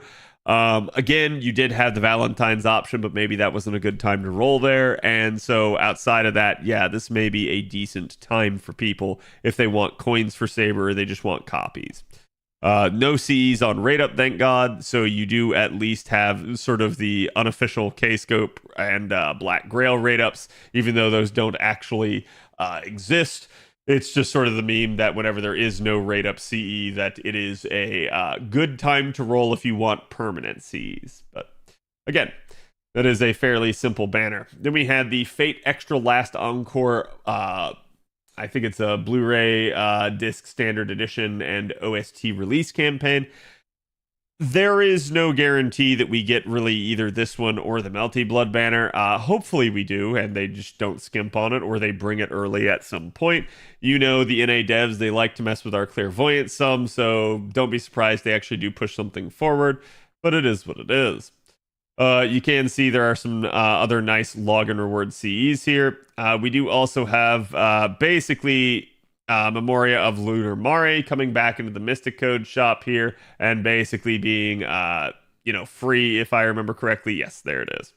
And again, you have some other campaigns for 2 times chance of super and great success for some of these units. The real focus here, obviously, in banner review is going to be the summoning campaign between Nero Bride and just OG Nero. We have actually covered both of these units prior in the year. I believe Nero Bride was the pre-campaign for Valentine's, and I think OG Nero was at Tesla Fest, if memory serves. You want to go look up what I had to say about each of them. But that being said, this banner has a special consideration simply due to the fact that both of these units are on rate up at the same time. So if you really like Umu, this is absolutely an ideal pairing for you if you haven't managed to complete one of the units. Even if you maybe have completed, say, like OG Umu, but you needed more copies of Bride, you would still also potentially be getting more coins for your story-locked OG Umu. So it's definitely not a bad banner to roll, all things considered. Again, no rate up CEs here, so you're kind of free and in the clear in that regard. Definitely one that I would consider if you are an Umu fan. But again, remember, there's no guarantee that we get this at any point in time. Then you had the Lost Belt 7 pre-release support campaign, part 3. Again, just more quartz, more blue prisms. Do be careful. I don't want to spoil anything in LB7 for you, but there are definitely parts of LB7 that you will hope to use your blue prisms on that you cannot. So keep that in mind. It's not the end of the world if you actually do use some of your blue prisms early. There may be fights that do sort of require it for you if you have a less developed account. But it is what it is, and it's just nice to actually have them being given out. 2700 days anniversary is just going to end up being sort of more quartz for you guys. You guys pretty much know at this point. We've seen several of these as we have gone throughout the year. We have the Lost Belt 7 pre-release support campaign, part 4. This one actually does have a summoning campaign, including some login rewards. Basically, the return of Koyanskaya of Light. So, thankfully, we did get the banner here early in the year, but for those of you guys that didn't acquire her there, this will be your next banner. So if you've managed to miss out somehow on the first 2 Koyanskaya of Light banners, finally here, you will get another one, basically, 11 months later. So, really nice to have this because it's just her on rate up, nothing else to interfere. You don't have to worry about, any other considerations, really. You do also have Summer Anniversary. We've already talked about the C before. It is a 60% starting charge CE at MLB, so it's actually quite a nice CE, depending on who you want to put it on. Otherwise, nothing too much to talk about with regards to the rest of the rate-up CEs. We've already talked about Koyanskaya of Light at this point. Or actually, no, I don't believe we did, simply due to the fact that she came out basically before I started recording the banner review. So just in the off chance that I didn't, we'll go ahead and talk about her real quick. She is at this point kind of your premier sort of buster support. You definitely have Oberon that represents a whole heck of a lot of charge and damage, but Koyanskaya of Light enables the party to be able to do things that it absolutely wouldn't be able to do just with Oberon, or really anyone else for that matter. She is a buster AoE assassin, and her damage is actually quite good, especially in niche. She's got double buster cards to help that out to that end, and basically double quick cards here with decent hit counts. Her first skill here charges one ally's gauge by 50%. You're definitely going to want to lure it just for that reason alone, and then also reduces their skill cooldowns by 2. So this is where the meta of having double Koyanskayas comes from, is because you're not only going to get some nice buffs, but you're also going to get a lot of charge and basically -4 to cooldown reduction here. That means that any unit that has a 6-turn skill or less can get their skill back within a 3-turn, because a 3-turn will also have 2 more turns of degradation. So when you pair that with the 4 turns that you would get from double Koyanskaya, it equals out to 0. So that's the easy way to think about it, is any unit whose skills are 6 turns or less can be made to get back to their skill within a 3-turn sequence, as long as you started by popping it on turn 1. Any unit with a 5-turn skill can pop them subsequently on back-to-back turns, so maybe turn 1 and turn 2, or maybe turn 2 and turn 3, just depending on how you handle it. It's a really, really amazing system. I'm actually pretty impressed that the devs managed to think of this, because I think while this was something that was on a lot of people's radar, it was not something that we actually thought they would, put a full-blown system in the game for. So definitely pretty smart of them. It's going to deal 1,000 damage without killing the party, unfortunately, but again, if you're using her, you're probably in some sort of 3-turn setup, so you're probably going to just try to outright kill the node, not worry about challenge scenarios. You can take her into a challenge scenario, but you're probably going to end up needing some sort of sustain besides just her. Again, you can see, though, that this skill is on an 8-turn cooldown, which causes her some grief, basically, if you're trying to manage to 3-turn with her as the focus. It is certainly possible to do so, but odds are you are not going to get back to Innovator Bunny, and it's usually, in most cases, not worth actually trying to. Her second skill here is a targetable effect that increases one ally's damage against human enemies for 3 turns, and increases their damage against enemies with the man attribute for 3 turns. So, that we are aware, this is basically man niche. There is, yes, the human aspect to it, but human is not the humanoid niche. They are 2 different niches. Human affects far less important enemies. There are some interesting uses for it, though, but it's still not nearly as wide as a lot of people think it is as far as niches go. Again, a 50% power mod on each of these for 3 turns is pretty nice. And then also a beneficial effect of whenever you attack with a Buster card, it will increase your NP gauge, and then you just have a Star Bomb attached to this as well. So it's up to 10% charge whenever the target attacks with their Buster cards, and then whenever Korean Sky ends up using this skill, you just get 20 stars.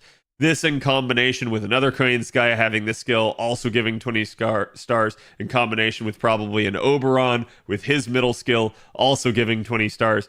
You have got over 60 stars that you can just manufacture like that in the middle of any Buster comp, and it absolutely just makes Buster a pretty automated system in terms of outright damage output.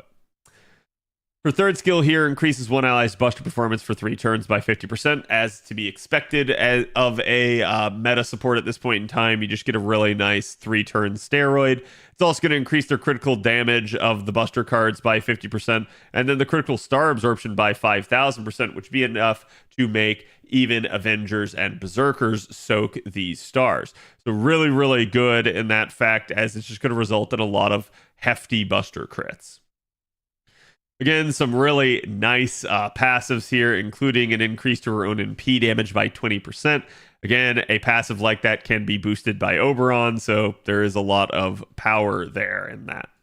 Her NP is an 8-hit AoE Buster NP, as we mentioned before. It increases her own attack by 20% before damage goes out, and then deals damage to all enemies while also draining them. So yes, she is an AoE drain, and it's guaranteed. There's no chance on it or anything like that.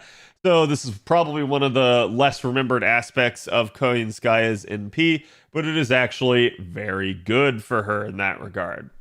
From here, she will also charge the party's NP gauge. This is another effect a lot of people have a tendency to forget, but basically you get 10% charge if you use her NP. So this could be used in a sequence of NPs to give somebody else some more charge at the end, or it could maybe just be used to get somebody set up for a subsequent wave to have enough charge to clear.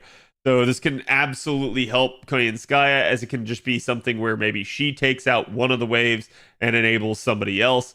So there is some interesting applications to the fact that she can provide the party with some additional charge. Again, I do think Korean Skya is absolutely a meta unit, still to this day on JP. You absolutely want to have her if you can get your hands on her. She will really make farming with Buster comps a lot more powerful and a lot more viable. Having the ability to get back to your skill cooldowns a second time means that those, really nice 40% attack ups or like 30% Buster ups that units have, they can double up on them if they're multi-turn, and it just makes them even stronger. She is a force multiplier in that regard, and she works out really, really well. That is her banner in a nutshell there, and so with that, we move on to the FGO Winter Party campaign in Hokkaido. This was a live event in JP. They did, however, have a summoning campaign for it. I'm not going to guarantee that you'll actually get this. They'll probably end up using it basically for the live stream where they talked about LB7. So you can expect that to be a thing, and they'll probably just use this as some sort of segue to give us the summoning campaign. I don't think they'll skip it just to allow us to have it, but again, at the end of the day, it may not be called the exact same thing as it was on JP, because it's not like we have Hokkaido here in the United States. Again, in this case, this banner is certainly an interesting one. I think a lot of people are going to be looking forward towards Summer Melisson at this point as another AoE ruler whose arts. So I think a lot of people will probably wind up skipping Moriarty, but it does not mean Moriarty is a bad unit. He is a Black Grail looper. So if you like him, feel free to go after him. He is still a pretty good unit in terms of his performance. Mysterious Alter Ego Lambda, aka Melt Lancer, is also quite good. The damage at this point definitely leaves a lot to be desired, but she is definitely a fluid looper as far as arts units go. We've already talked about both these units, though, prior in this, so again, just go find the points where I talk about them, and you will see what I had to say. Then we end up with the LB7 chapter release. So, There's nothing too much here because of the way that LB7 released. There were no banners on release of LB7. The very first banner that you actually end up getting for it is New Year's. And it's dubious to say that it's actually tied in at best. It is tied in, but not in the way you necessarily think.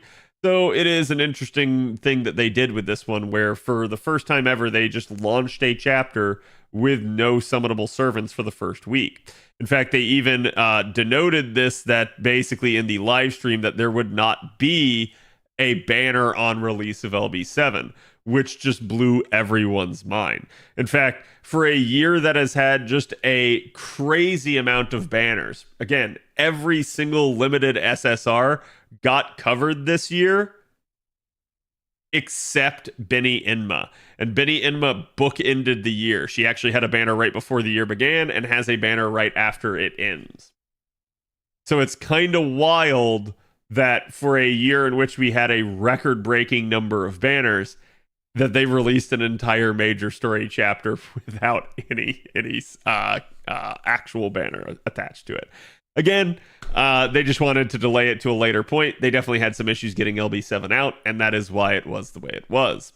So we move on to the broadcast campaign here, and it basically just was a chance for them to give out more apples.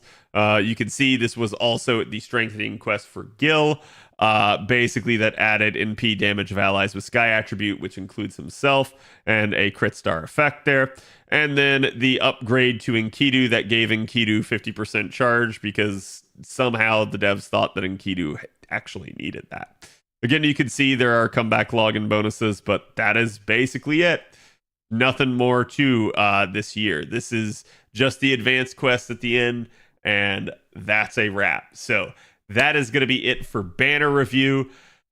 I hope it was not as long for you guys as it was for me on this end. I do hope you enjoyed all the analysis and insight. I do love making these, but definitely I think for the next year, we will have to tone down just how many units I go over. Maybe we won't go over some of the permanent 3 stars and maybe even permanent units from prior years. We'll see, because the banners are getting huge and it definitely bloats this video. So I will try to keep it more concise in the future. Thank you all for watching. Let me know what units you're going to roll for this year in FGO. And don't forget to hit the like and subscribe buttons. I will see you guys for the next one. Have a good one. Oh, it's over, chat.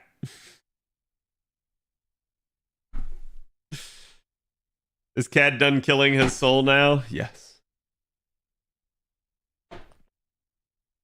Can't wait for the supercut. Gonna have to be.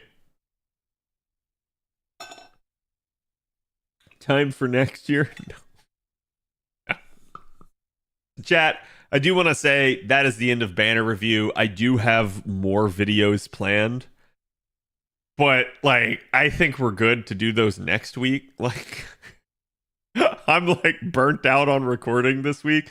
We've had banner review that I've been recording every single night for the past 2 weeks pretty much.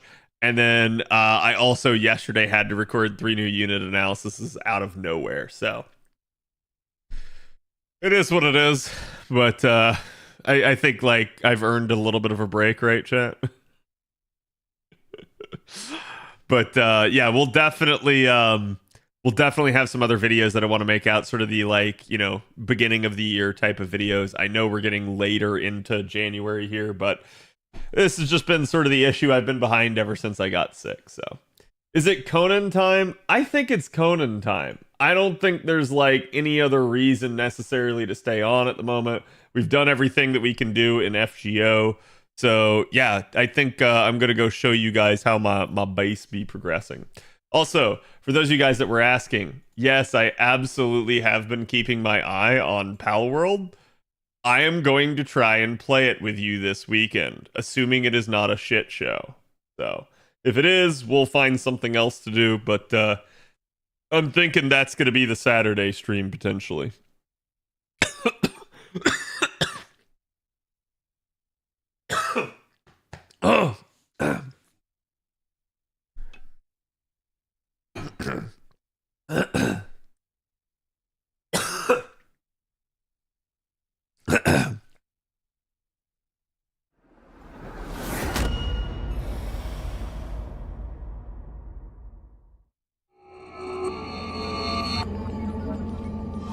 Sorry about that. Went down the wrong tube.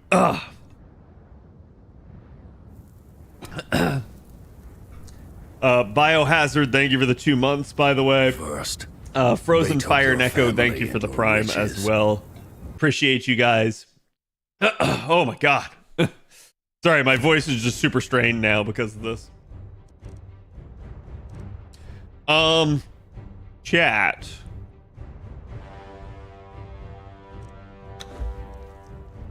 I definitely need to turn nudity off.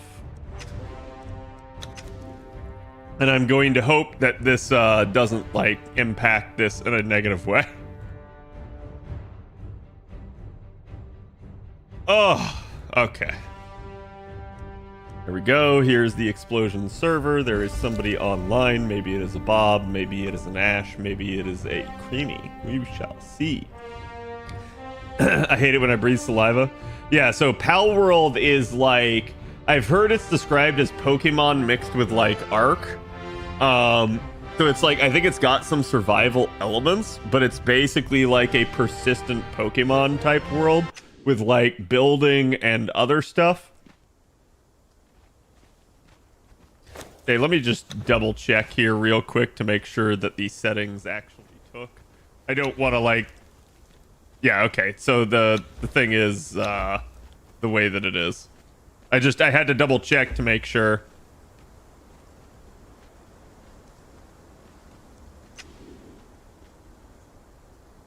I watch a streamer have his base get burnt down in Pal World. That's wild. The chat, welcome to Cadmelot. It has expanded since the last time you were here. It is now prime real estate, okay? Not to be confused with some sort of dubiously named drink, but instead, we have managed to build a full-blown castle. What I have been doing over here is, well, you can see we've gotten some heroic treasures that I've managed to collect, and I've actually put them in the treasure coffer over here. I actually, just prior to stream, finally completed a, actually it was my second, completed rank 3 purge, and in the process I managed to get the new barkeep tavern keeper minion, which actually allows recruitable thralls to come to your tavern. It's kind of interesting to say the least, but it's really, really nice. Is there a moat? There is no moat at the moment.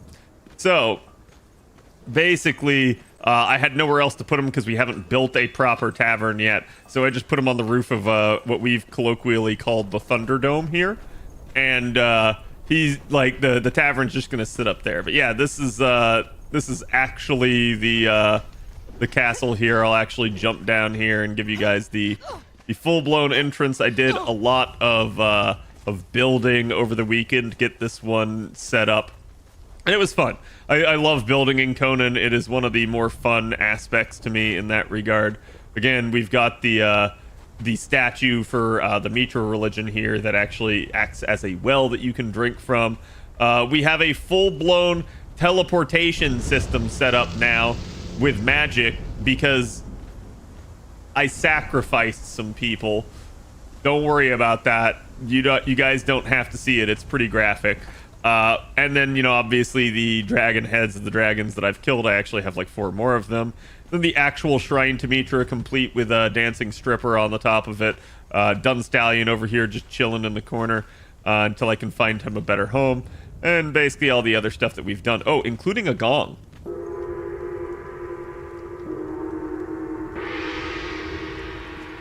See, chat. And then as we go upstairs here, we actually have the throne room complete with a bunch of dancing strippers that would probably be naked otherwise if not for Twitch being on right now.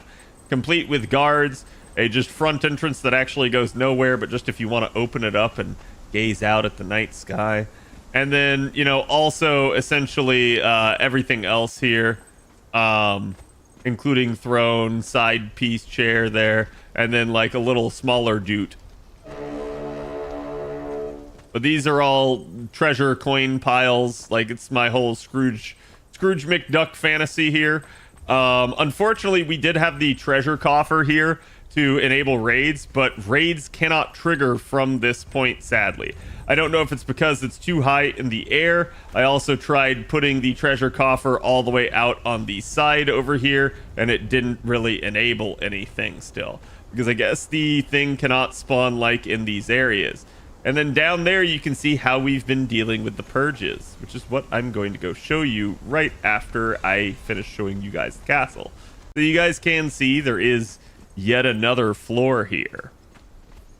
So we have managed to go on up here, and this is actually where my bedroom awaits at the moment, complete with golden Argosian braziers that are actually they're actually considered treasure as well. But basically this is where I decided to put my bedroom at the moment, complete with soon-to-be stripper. And basically it's just kind of got a nice like balcony out here for overlooking the entirety of sort of the valley that we have managed to build in. But this is really high up.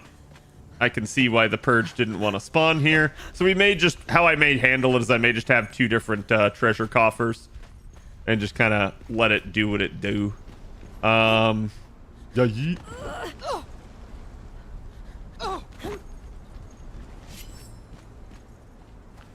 And basically, I think it's high time we show y'all a purge. Purges suck. I can't say that any more emphatically. They are really annoying to deal with. I have a thrall pot here that basically distributes food to all of the thralls within its radius. I believe it's got like a 50, or it may not be 50, maybe like 25 tile radius. But basically, anyone that takes damage can eat. The issue that we're having at the moment is that some of the thralls be taking a lot of damage. But y'all can see, I have created quite the, I believe it's what's referred to as a kill box. And so, you know, I know some of y'all like Arc Knights and tower defense. Well, my tower defense has strippers and nudity and blood. And so as a result, like, this to me is a cooler tower defense. But either way, yeah, it's definitely an interesting thing. And the tower defense aspects can get somewhat annoying. One of the things I think I'm going to do, though, is actually, like, go grab some gear, basically, so that we can gear up one of the thralls. Because I think at this point, that's sort of the issue that we are having. I'm going to go grab the gear from Mr. Janos over here, who's not using it at the moment. This isn't the best gear by any means, but essentially this should at least enable us to... There's like one particular thrall that's taking a lot of damage. Does it have blackjack? Yes. See, look, it's a blackjack right here. Absolutely fantastic. It's how I club people out. Blackjack is another name for a club. Yeah. So,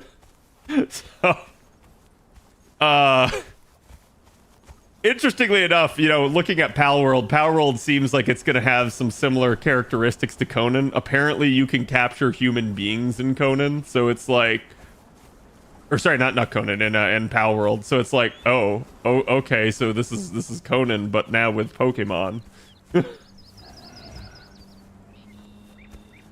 Poor strippers stepping on the coins, SMH. It's okay. The coins make them look prettier, chat. Just don't look them in the eye, right? It's that, like, have you guys ever heard of that effect where it's like the I forget what it's called, but it's like, you know, when there's a group of girls and one of the girls is hot, it makes the other girls look more hot even though they actually aren't.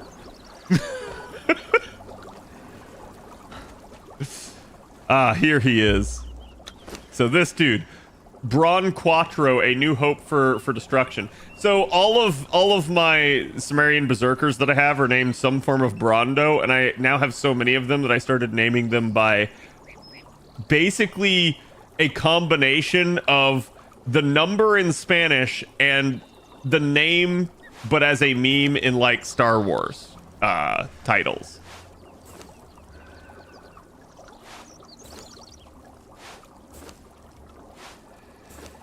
Okay, so now he should have a little bit more durability. But But he got the best Brondo of all, the rare elusive feminine Brondo. I did get the feminine Brondo. I'm gonna have to level her up. Dude, how is he still here? They're here. Get me out, and I will be beholden to you. So this is what Iskar the sellsword has. He can sell you some stuff. I, honest to God, feel like everything he has is just overpriced slop. Like, none of it really seems worth it to me. Maybe the mercenary banders, if they actually summon a new thrall or something like that, but I actually don't know. So, there's that. Okay, chat. First off, some ambrosia. So now I'm sated and have Mitra's blessing. Oh, gosh darn it. You should sacrifice him to Set. No. I'm a Mitra guy.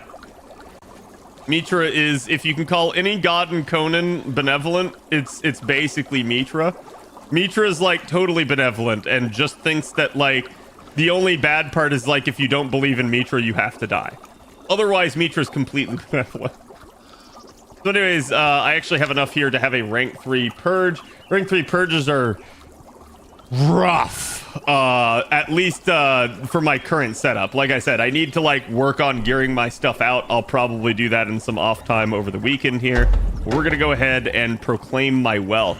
And so doing this, I'm gonna get a threat level number 3 purge. The threat levels go all the way up to level 10. I actually have enough wealth to do at least a level 5, but I'm not sure that I'm good enough to do a level 5 yet.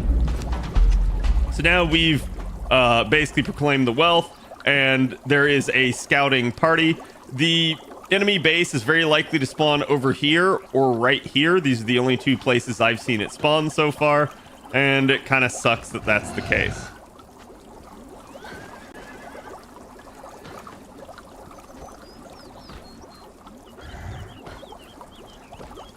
Okay. I just needed to get down without breaking my leg. And there you go. It has popped up right here. And I actually have some unique variants of our normal siege cauldrons. In the name of Set, identify yourself. Ow, those archers hurt like hell.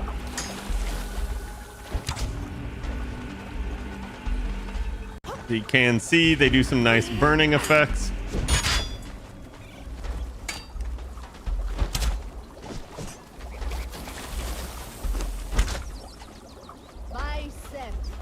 Did you see that? I definitely want my star metal thing here.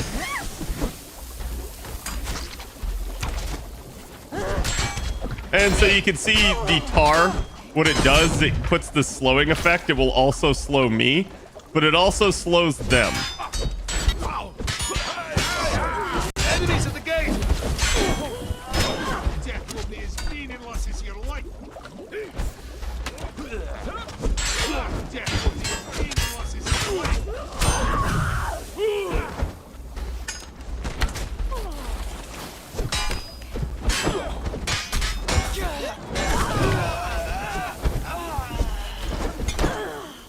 Oh, what? Bro. I should not have died to that. I thought I was going to get one of those attacks off. It's okay. I won't lose the base just from something like that, but I do need to get back relatively fast. Game, thank you. Please load the door.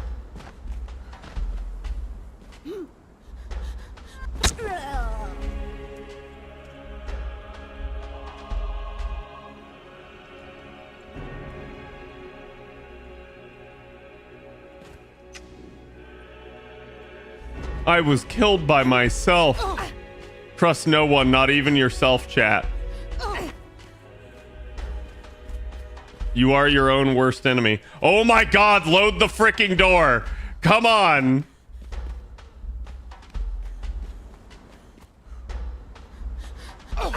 Oh my god, game. Yeah, it like, the game cannot handle this right now.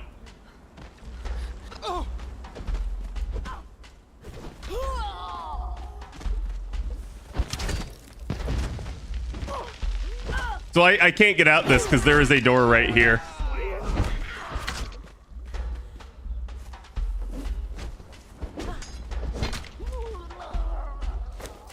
I know what's happening. I actually know what's happening. I've seen this happen once before. So, I was actually still back in the tower.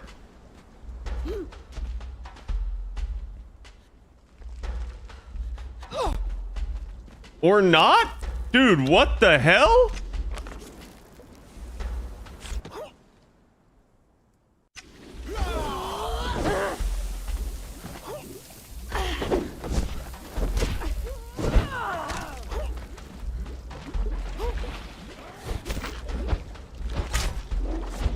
Wait, Boblin? Why is Bob here? Taste death. Where is my corpse?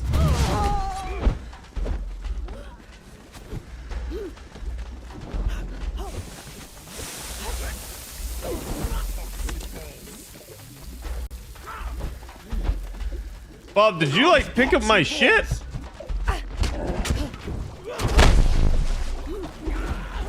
Oh, there it is.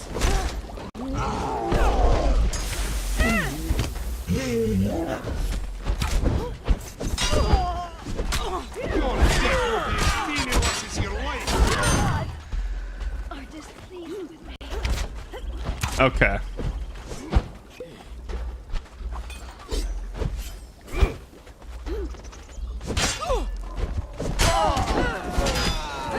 You picked the wrong fight. So hilariously enough, you can see they really can't do much here. Like, they got through that first door, but that, like, didn't do anything.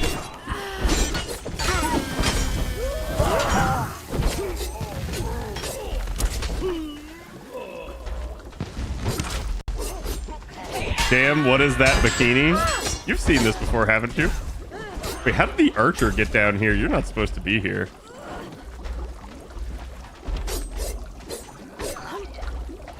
Oh, we've got Ash here. Okay. We're good, Ash. You didn't have to help. You picked the wrong fight.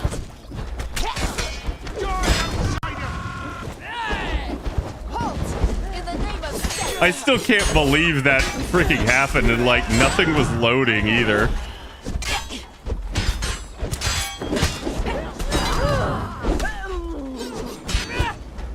So what happened there too is the spearman basically stun locked me by just constantly hitting me. You can see they just keep getting fire put on them.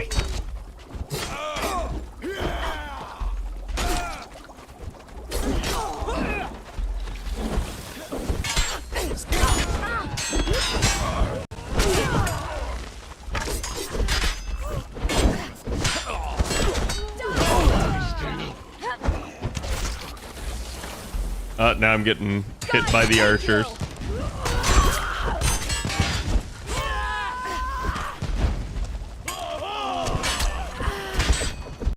It's the archers that actually hurt the most, like by far.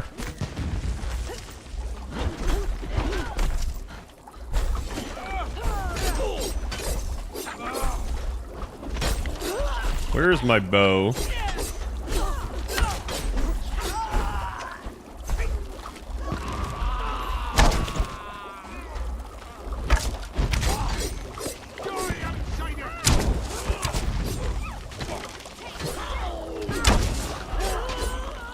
Why is that not hitting them? It's like there's no projectile.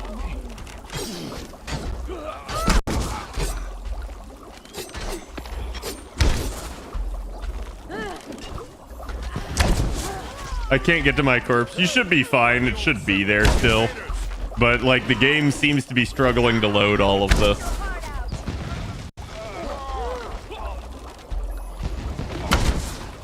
It's partially because this tier 3 purge has these assholes that throw these fire grenades.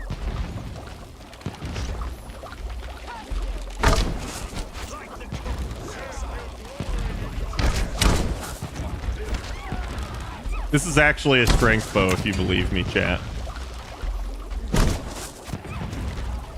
I'm afraid to, like, go for the head because it was missing. Okay, looks like it's working now.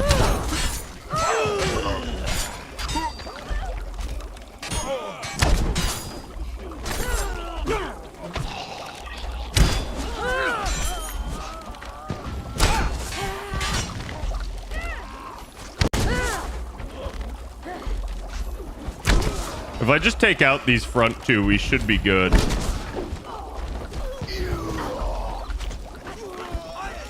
This has a power draw effect on it, though. So basically, the longer I hold it, you see that little glint. Oh my god, Archer, get out of my way. You getting laid siege to? I am.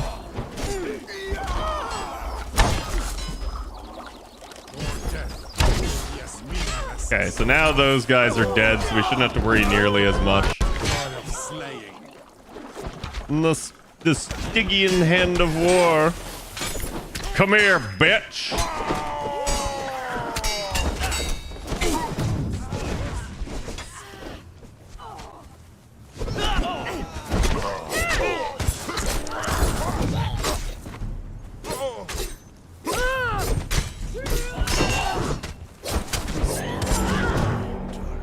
Victory.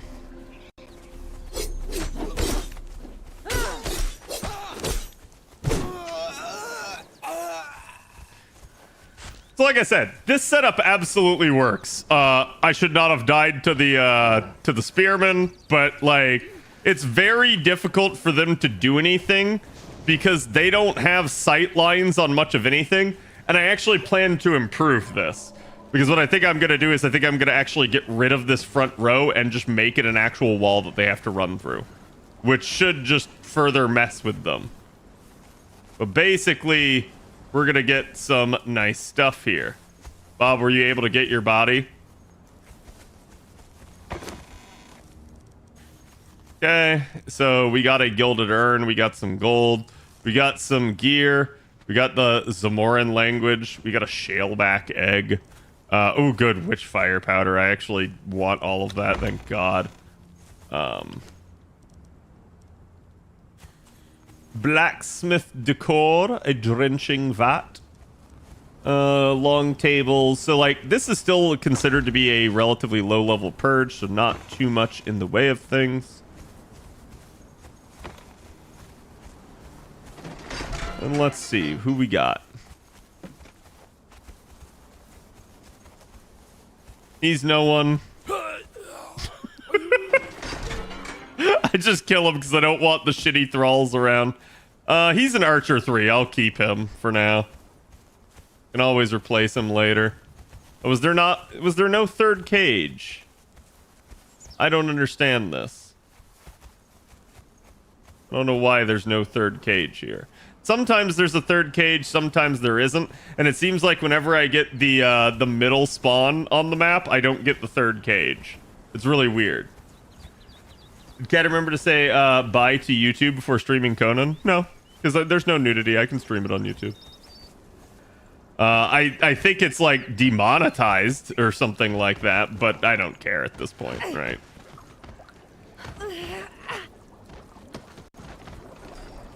Yeah, the more annoying thing is like consumables that you kind of use in the course of the purge, as well as like I'm over encumbered, by the way, chat. As well as like any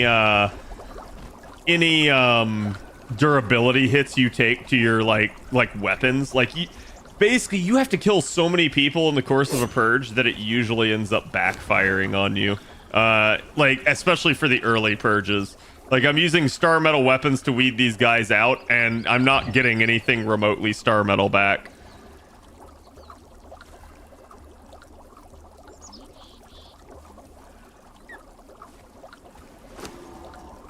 Ash, what you doing? Get away from my loot.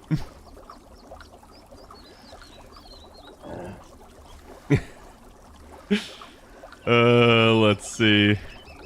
I'm just storing all of this for now, and I'll sort it out later, like off stream, because I don't want to like. There's so much random junk you get that it becomes like overwhelming, inventory-wise. Like I think like before I do a purge, I need to just straight up cleanse my inventory entirely.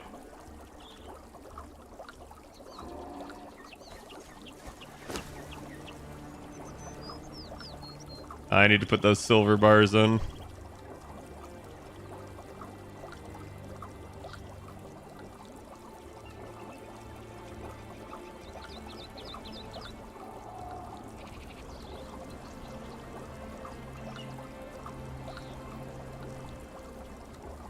No, you know what? Screw the reinforcement kits.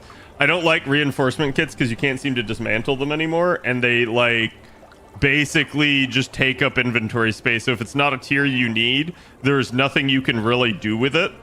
And it's better to just, like, ditch it because there's no way to, like, get anything back out of it.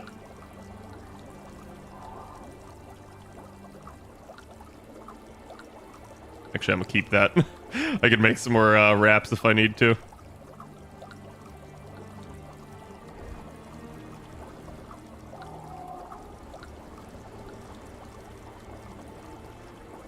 Okay.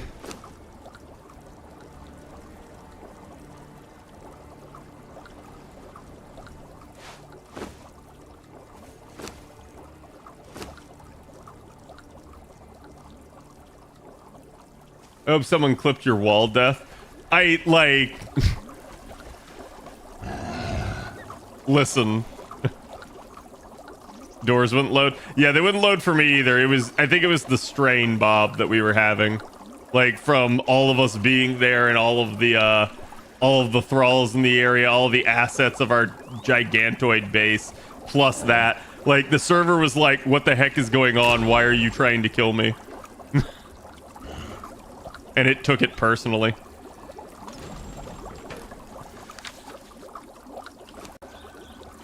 Okay, we have another urn here.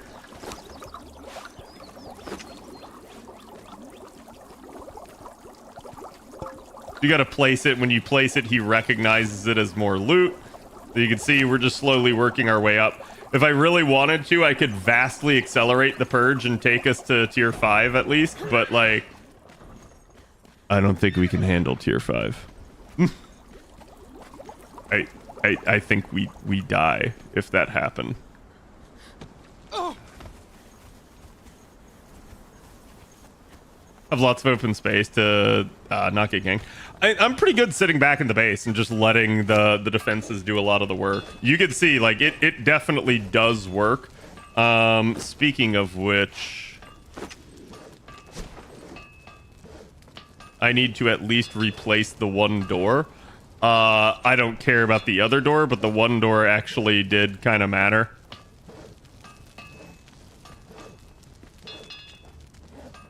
I may just do a black ice door. Well, no, I won't. Those mats suck. Maybe an Aquilonian. Shaped wood and steel reinforcements. Yeah, we could do that.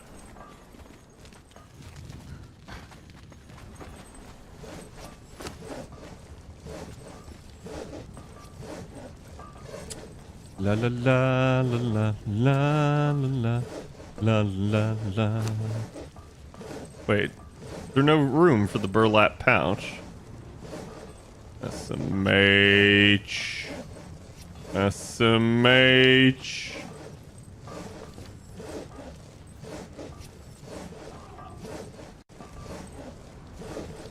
Wait, these spell pages don't stack. What? Why do they not stack?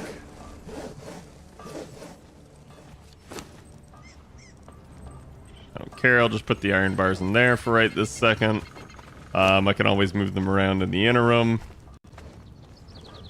Gonna put the shaleback egg in here with the rest of Bob's failed experiments that he cryogenically puts to sleep.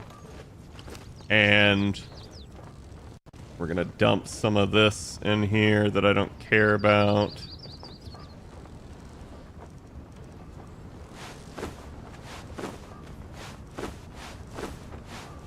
Just need to consolidate the inventory some.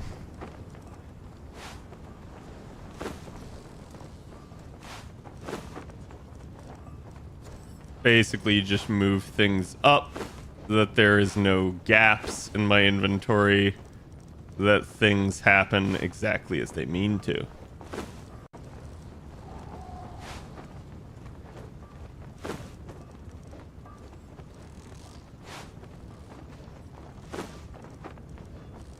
I know the, like, wraps and stuff are safe because I know I won't get them out of my inventory. I end up using almost all of my healing items at some point anyways.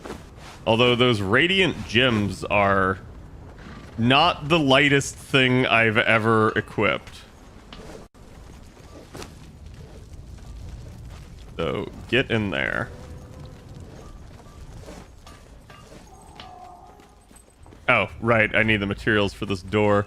4 shaped wood and 3 thingamajiggers. I was wondering why you're moving so slow. Yeah, there's definitely some, like, wild stuff going on at the moment. Wait, how much? 3?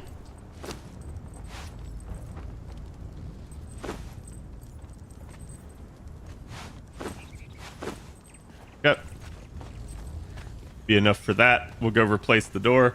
Interestingly enough, last I checked, like, these guys don't deal jack crap for damage. You voice chatting or not? We can. I can drop down into VIP Trace.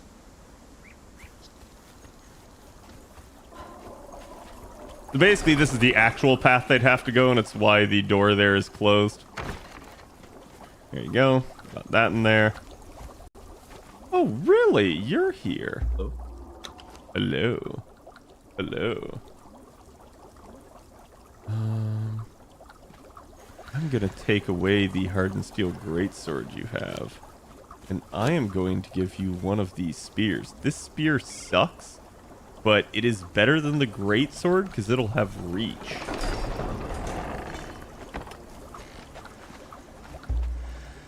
And thus you will be able to pokey. I see. Okay, we got that. Now I'm just going to go put the last little bit of the rations up in the thrall pot. Again, like, the whole reason I put the gear on that dude is because the pokey dudes that stand on the edges actually are the only thralls that really get hit. And so it's, see chat, Brondo of the West too.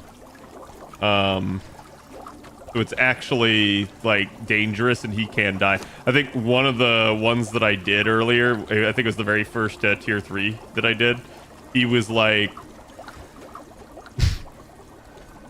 he was like at like 100 health at one point. You didn't lose a Brondo, did you? No, I almost did. I did lose a dancer though from a like tier 2 purge in that. She just happened to be following me around because I have Delenzia station. And so he ended up like, or she ended up like just biting the bullet. There's one other thing I wanted to do. What was it? Erect a proper burial for the fallen dancer. No. They're a dime a dozen. So, one of y'all want to grab one of these Durketo idols? I am not currently at my... At your computer? I'm getting a snack. Oh, okay. Chat, this is a heroic loot piece. You have to find them in the world and carry them like this back to your treasure coffer. The only thing, you can't sprint. Like, if I try to sprint with it, it just gets dropped. If I try to dodge or anything with it, it gets dropped. So the only thing I can do is walk. But I can use teleports. Like, if I go through the magical teleporter, it'll let me.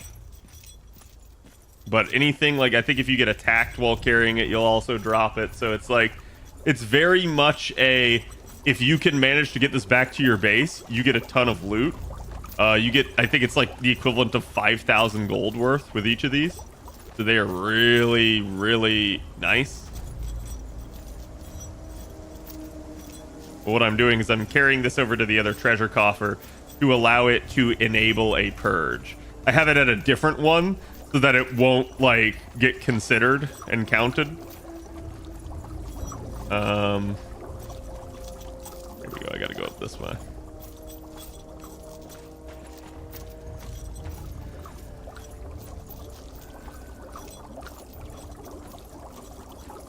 And I'd like to just allow the actual wall defenses to be the line of defense here. And I can maybe do that later, but not yet. Okay, so we put that down. My man now thinks this be threat level 4.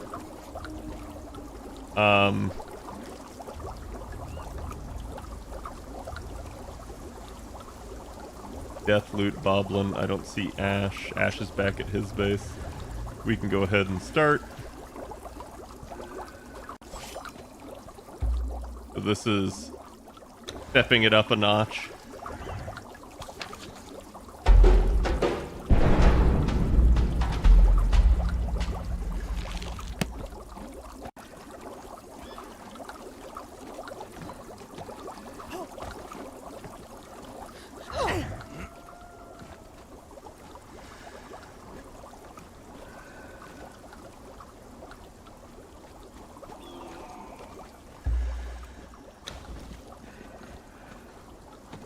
Okay, we're just gonna put him over there, have him... You know what? Actually...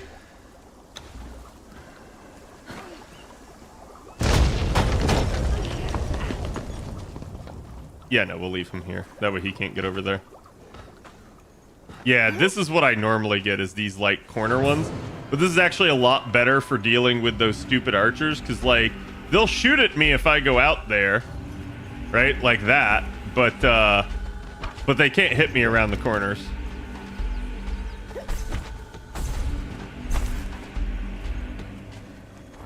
Chat, don't I make for such a nice corpse? Same thing with Bob. And now you see why we need oil Bob.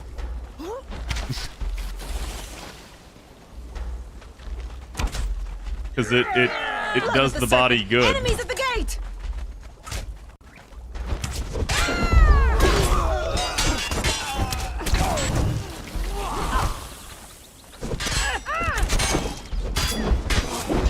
Like the Cobra exile, my fight is death.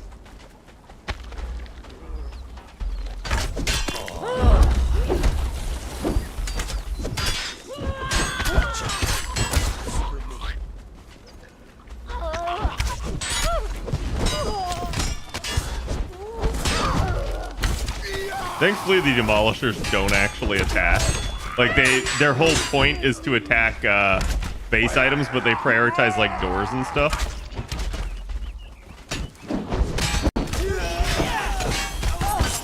And you can see just how damaged things are by the time it gets through.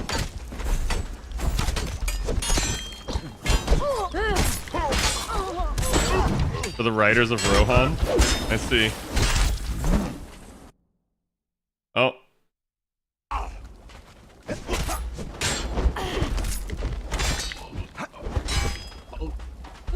A product you've been registered has been revoked from your account by the publisher? The pre-release or beta test period ended. That's weird. One, I should not get a pop-up for that, especially while I'm live. Two, like... That's not a good look for you as a developer. That Goblin Stone was a game that I covered a while back.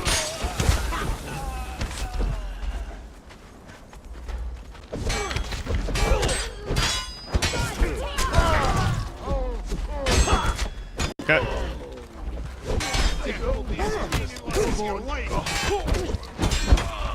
Oh god, the Frost Giants are coming into the thing.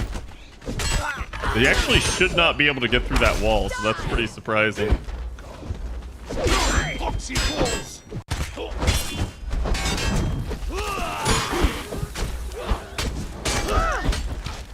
Okay, got him. Gonna keep swinging, and if you're in the way... Damn, I almost feel bad for this man.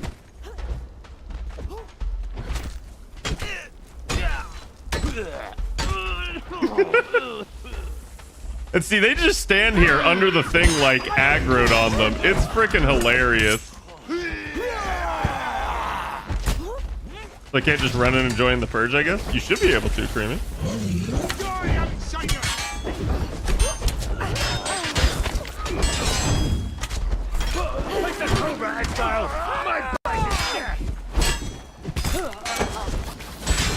It keeps rubber banding me when I get close. Yeah, it's definitely laggy.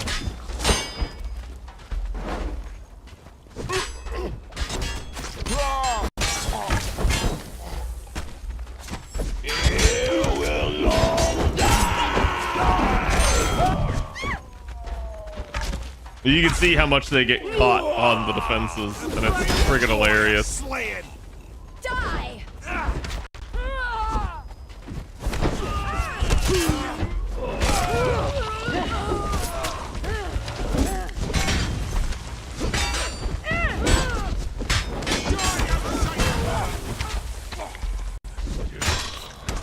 Take that.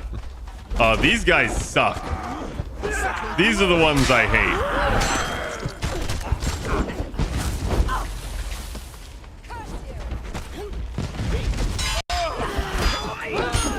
They have freaking fire bombs and they just throw them constantly. Here's Creamy. Just be careful if you're outside the walls, because they will like all turn on you suddenly.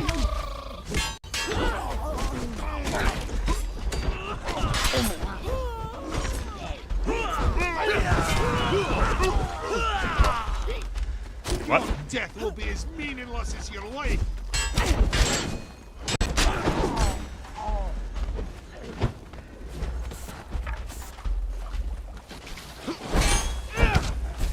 Please no darkness.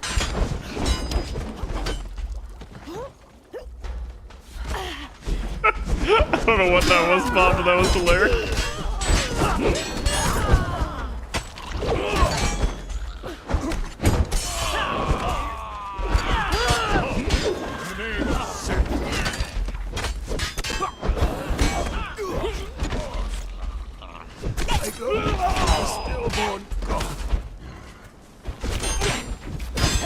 By the old serpent, invaders! Yo, what you doing? I like how the demolishers are just bigger, so they're easier to see and hit. Like the Cobra Exile!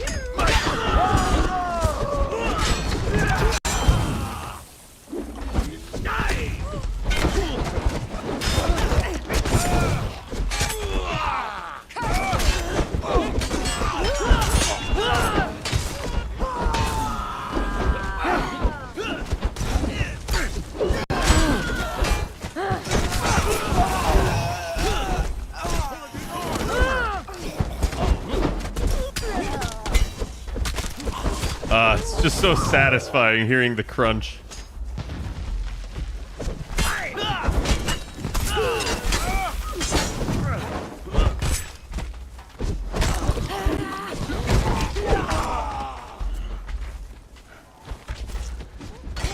You're going, big boy.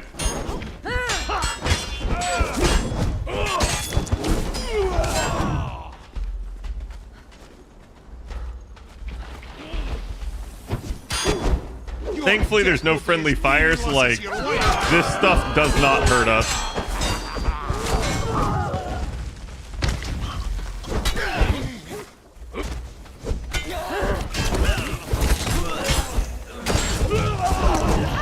I like how me, Creamy, and now Bob are all just Beyblading through them.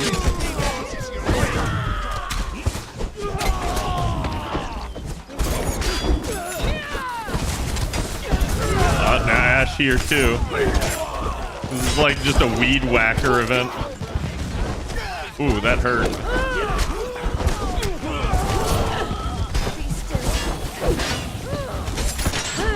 You could kindly stop throwing fireworks at me, that'd be great.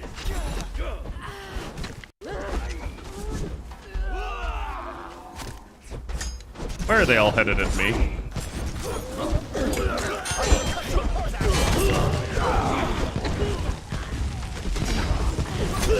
Oh, Jesus.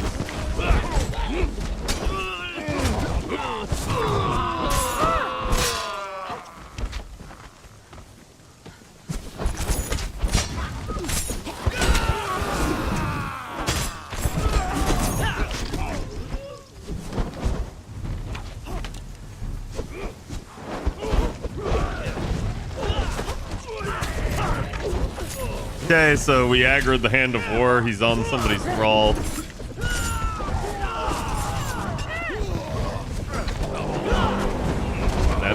That's a victory.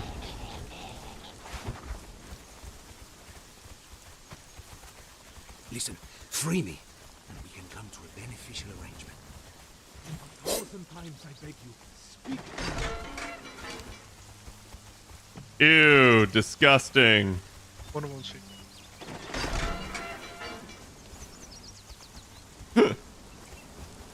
Where do you think you're going?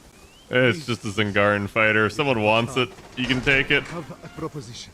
but I will probably delete it. You set me free. Wait, where's the... Hold on. Damn, that dancer died, chat. Did y'all see that? That was wild. He just, like, imploded. Oh, it's a barkeep. Get me out. I don't know if somebody else needs it. Give it to Trini, one I believe. Yeah, I need one. By all means, take it. Set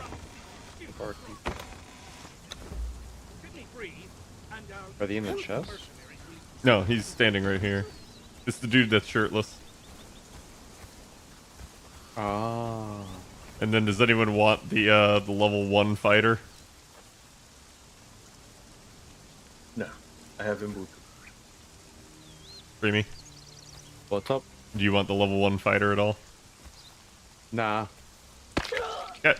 Yeah. Damn, she just imploded. Why is this guy not let me take him? Um, Do I have to... can you talk to him? I'm talking to him, but he's not, like, giving me any options You besides talking. need to press and hold. Yeah, can you like hold E on him and see if you can get him to tell follow you? Follow, yeah. Yeah. Yeah, he's an NPC, so any regular interaction will make you talk to him. Alrighty. Dad's strategy appears to be I will heal in the wide open where everyone can charge me while I am occupied. My strategy is get them to run at me so that they come closer away from the archers. Have it right now. Do you use the corpses for anything? So the actual corpses that run at you in the middle of a purge cannot be like they disappear after they die, so you can't do anything with them. They're literally fodder. But everything else, like the Hand of War, I think sticks around at least until you loot them, and basically like that's kind of it. You the real like loot is like what you get from the boxes at the end.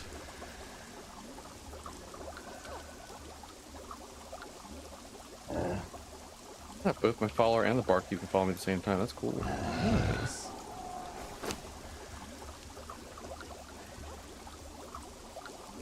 I do like them reinforcements though. That was good. Like I said, I hate the tier 3 ones because the dudes with the fire bombs are just so evil. All they do is like turn and like there's the player character, and like it's like playing a Call of Duty campaign on hard mode where like they just have infinite grenades and just keep chucking them. that's all it is. Have you seen tier 7? Does anyone need the Dirketto religion? Yes, I do. It is. I have a thing for it. You can learn it from it. Are you in the... I got a battering ram. Something that costs 1,000 gold from the vendor I got for free.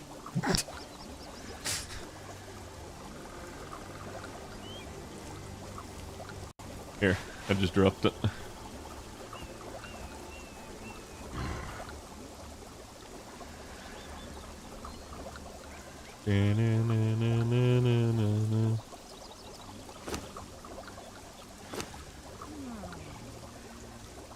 Basically what I'm gonna do, chat, after this is I'm just gonna like take all these crap weapons I don't want, run them over to the dismantler and just like destroy them. The shields are technically okay because like I don't think the shield really matters on a thrall. Like as long as you give them a shield, they're probably good. But are they proficient? I mean, they'll use it. Every thrall will use a shield as long as you give them a one-hander. Yeah, Will they're they give that proficient, they're plus human. they'll give that +2 armor class. I don't know. Bob, do you want a second ostrich egg? No. Are you sure? Yeah. Is that your final answer? You're saying I can eat the ostrich egg. Correct. Make an omelet out of it. An omelette du fromage.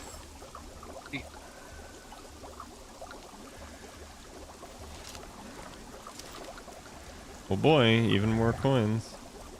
I actually can't. Omelette. Yeah, that's crap. I got a heart of a hero. Oh, I got a heart of a hero. Hold on. I need to do something with this before it expires. Why am I so overweight? Oh. No, it's because I'm holding 2 thrones. Yeah, 25 pounds each. That'd do it.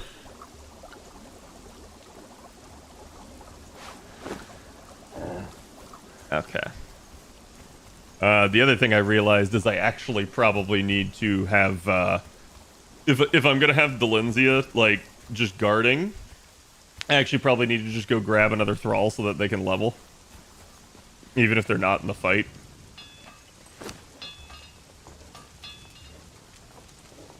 Yeah,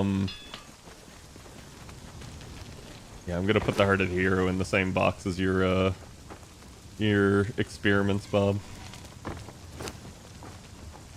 You know what? Screw it. I'm just gonna put the ostrich egg in there as well. I mean, it isn't. Yeah. I mean, well, I think ostriches and shoebills are the only ways to mass produce feathers.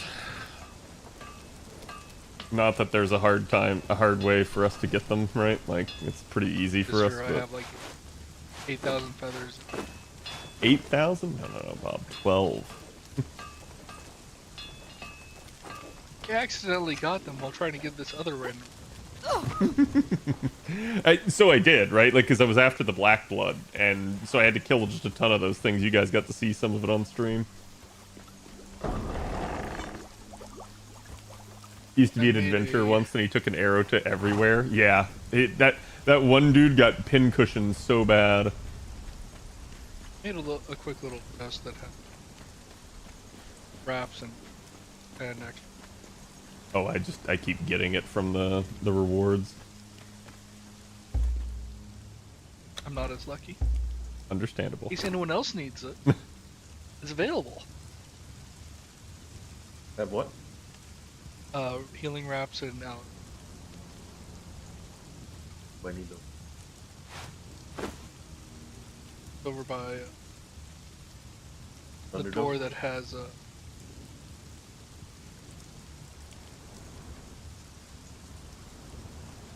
Dina Master Hunt.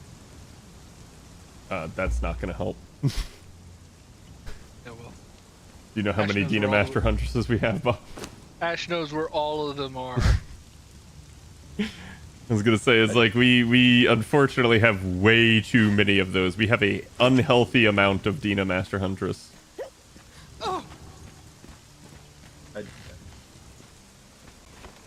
Oh, your bed. Oh, my bedroom? That's just because you didn't go upstairs. I haven't done anything really to it. I just put a bed in it. A luxurious bed. The best type of bed. Because it's luxurious. Shimata.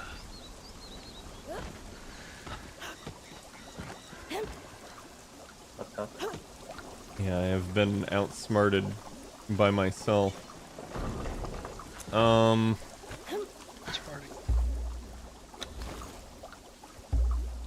First me and my sudden but inevitable disappointment in myself. Okay, where's my construction hammer? There.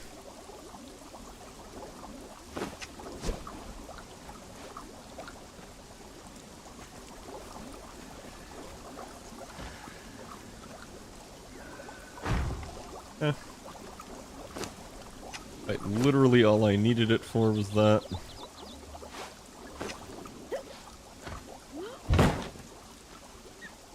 Doot. Doth thou evenst doot? Okay, so he's a 3, he's a 2. Can I see your stats? there no way to like see a thrall's actual like damage stat? Oh, he had 0 strength, 7 agility. 7 agility. And he have 15 agility. Never say it like that again. Agility. Oh, So you listen, I will send you to that place. Shadow Realm, Okay. or as we like to call it, Detroit.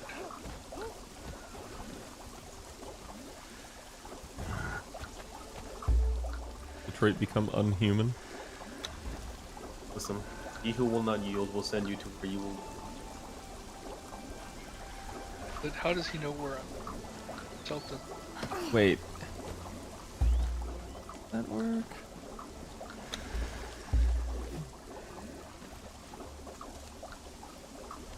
Can I tell her to stay here?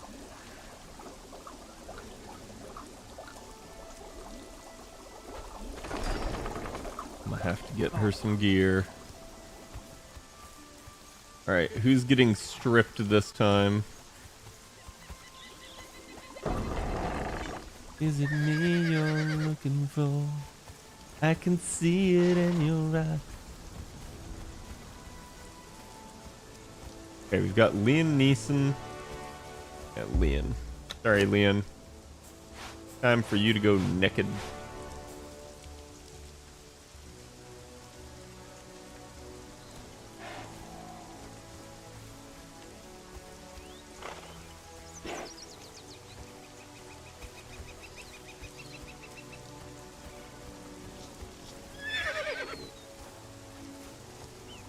Oh my god, she's stuck on the door.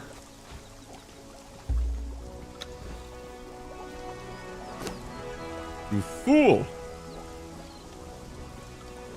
Okay, we're gonna give her Black Ice Longsword. Hopefully she levels quick and fast, and I don't have to worry about her ability to stay alive.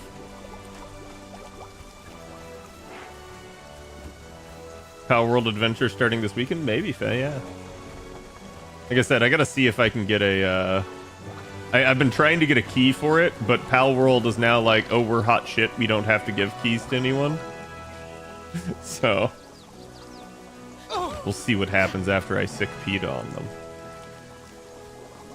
Yes. Tasty. Yes, People Eating Tasty Animals is my favorite organization.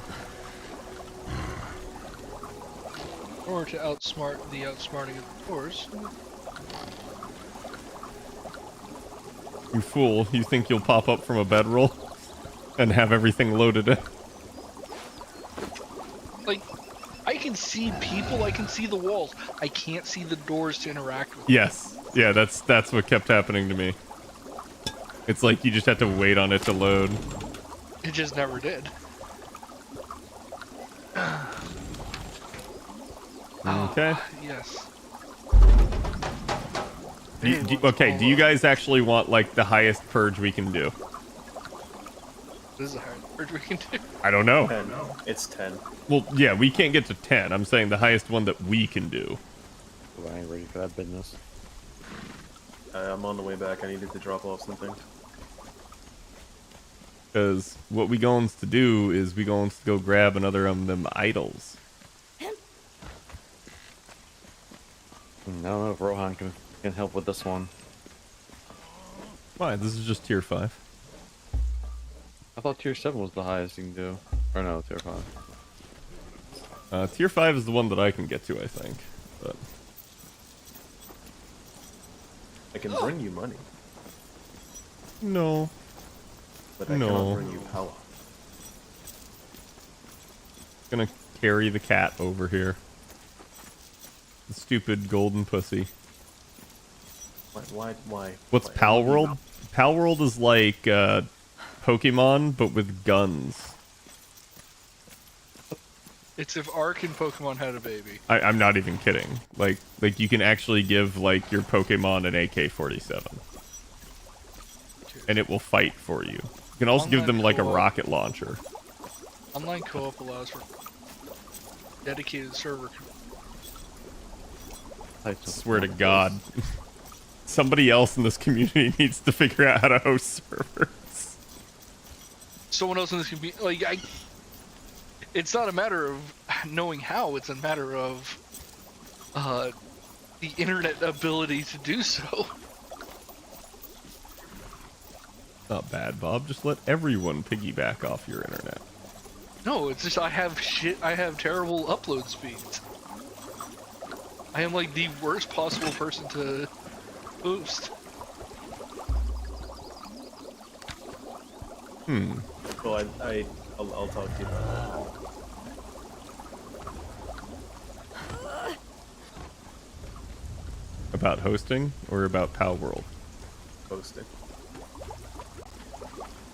Pikachu guns? Yes, Pikachu guns. Pika Pika. Pikachu.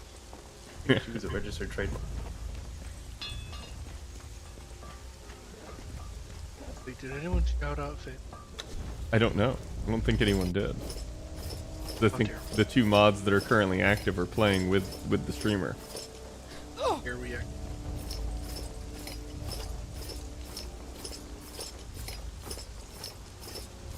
So this is also a heroic idol, or not idol, a heroic treasure. Just a chest full of gold. I'm literally carrying around a mimic. Please don't remind me of mimics. Not throwing a mimic at the party. Yeah, the Mimosi. Stop. You just had to go there. No, I was talking about, remember the talking head from God of War? Yeah, the Mimosi. Huh? His name is Mir. Yeah. But he's portable, and he hangs on your hip.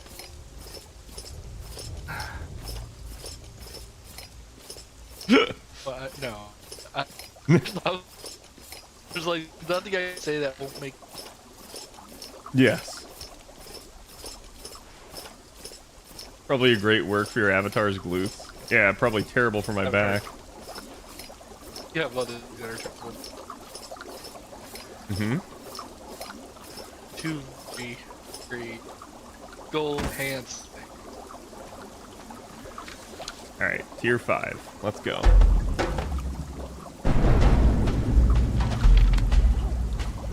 I don't know that part. God, I like how I just like took half my health and damage practically just trying to slide down my wall.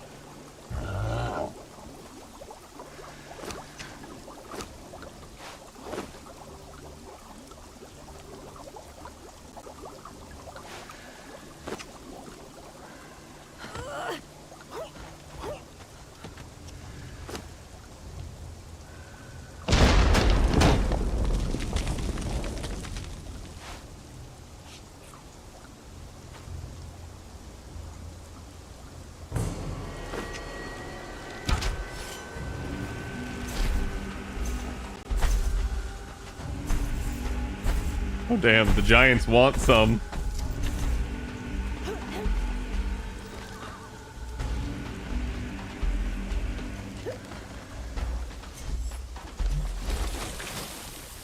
Oh, these guys are like the easy to kill ones that lead up to it.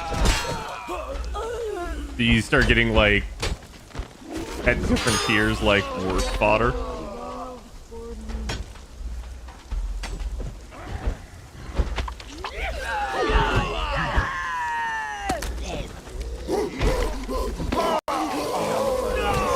Probably the worst of the fodder because they all have firebombs. And if they're not equipped with it, they still have fire.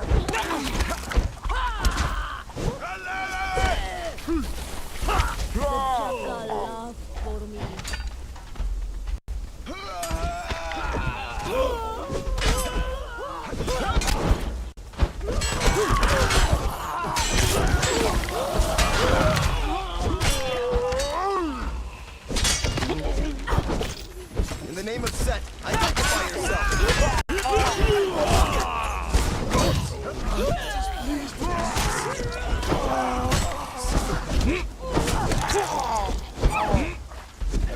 Set identifiers.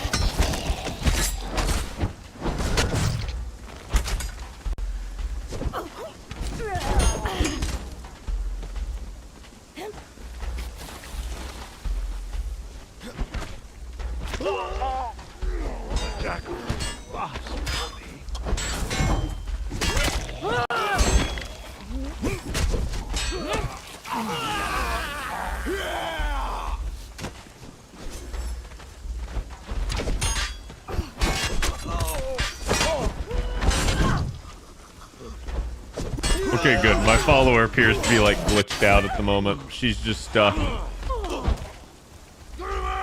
Oh no, Bob! Okay, she made it. You can see, like, they cannot deal with the freaking fire cauldron. It's great. Yeah, they all aggro onto that immediately. And then they just stand there looking up at it like, you come down here right now. And the person's like, more fire.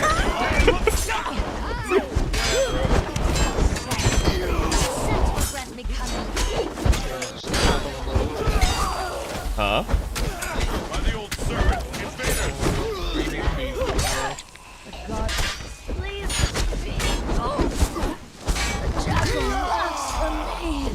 Okay, see, now they're getting beefier. These little Lemurians.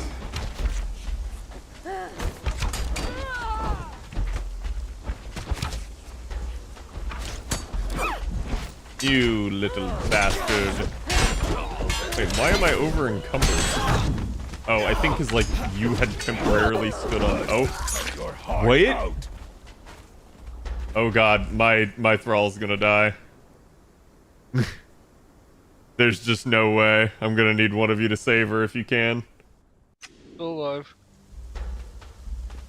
But she's going in, and I'm gonna die soon. Oh! Jump. Let me jump, you piece of...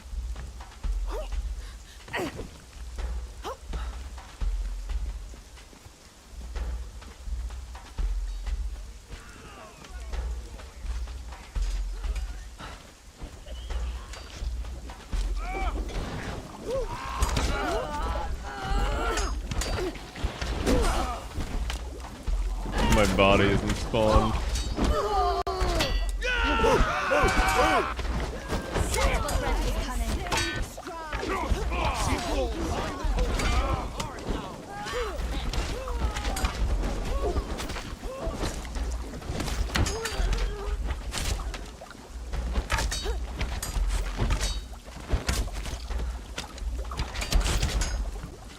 Come on, please load.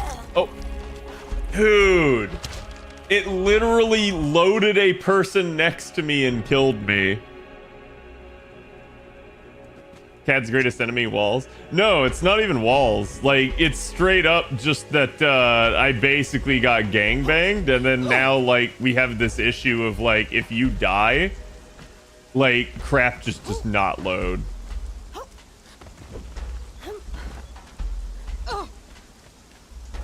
It's actually quite easy to get back.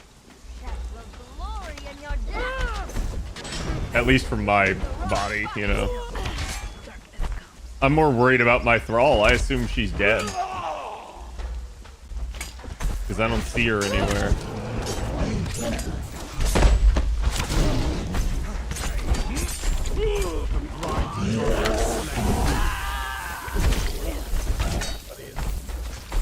Yeah, I can't see my body to pick up my loot, so...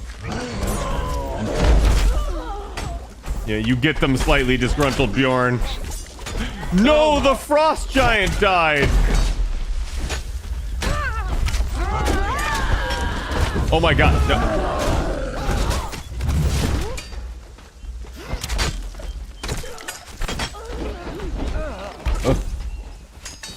I hate how it, like, keeps proximity loading.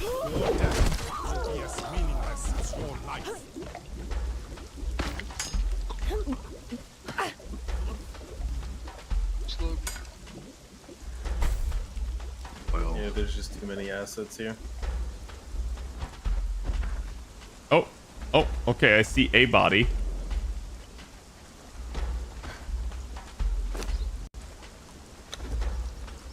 Okay, I got my corpse back.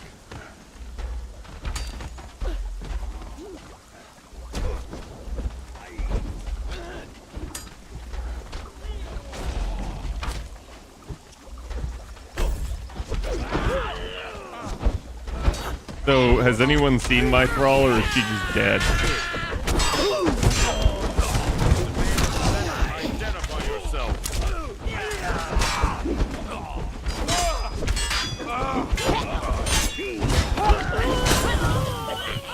I think it actually takes us, like, killing them.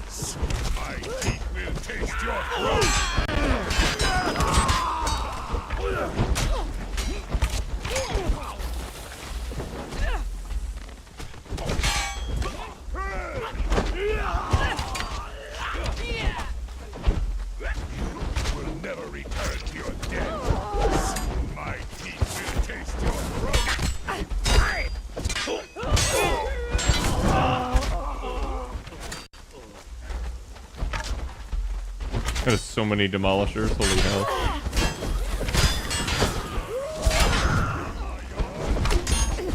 Is this level 10? This is level 5.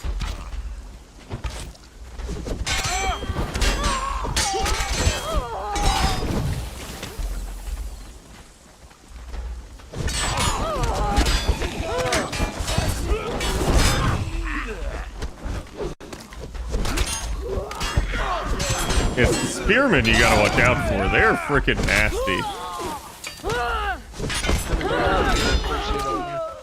Yep.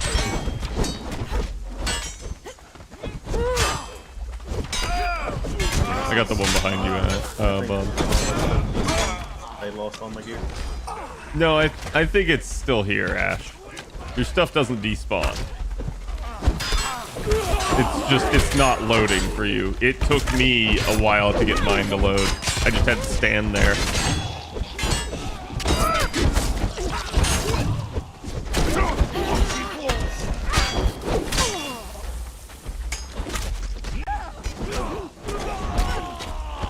Because I can see my 2 bodies. The issue I'm having is the spawn back and then the run back. It doesn't spawn the whole base, and it has to reload all the assets, and I'm just perpetually loading. Did you see that? A bedroll over here. You need to just, like, stay in the area and stay out of combat until it loads. Like, if you keep trying to go in naked, you'll just die.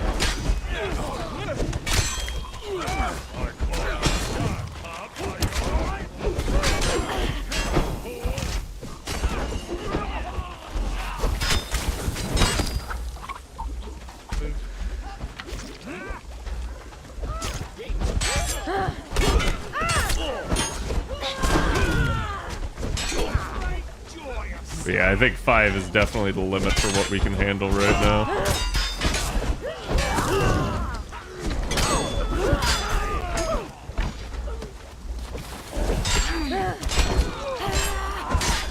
Are you actually here, Crane?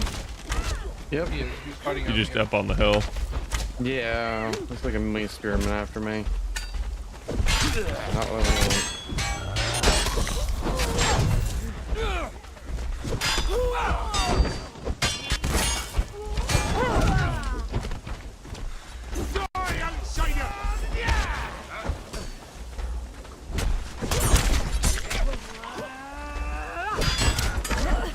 I hate how, like, you swing immediately after a roll and it doesn't hit them and they walk right through the swing and smack you. That is one of the most infuriating things. In the name of Seth, identify yourself. And it's always the spearmen that do it too.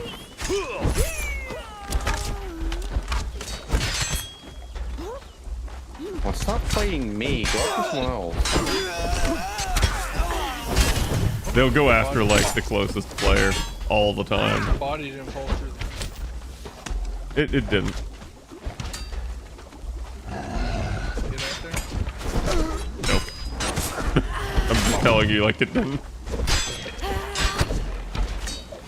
Near where I died, I think. It's probably because it's not loading.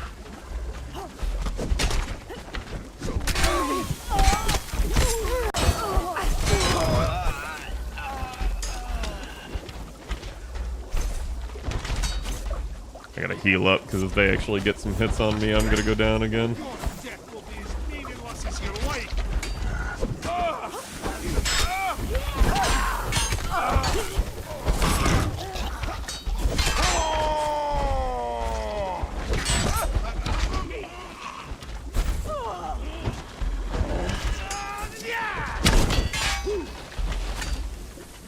Like, I never saw Ash's body, though, either, Bob, so... When he managed to get his back. No, I didn't. You didn't? No. Really?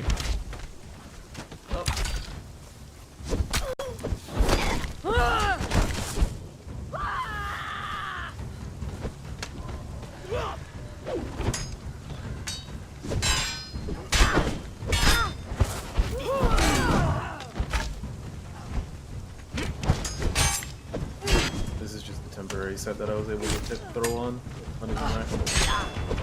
Yeah, just wait till everything goes away and we should be able to find it.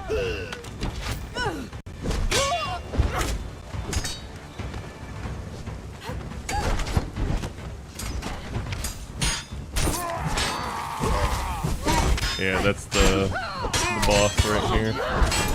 We can get him down.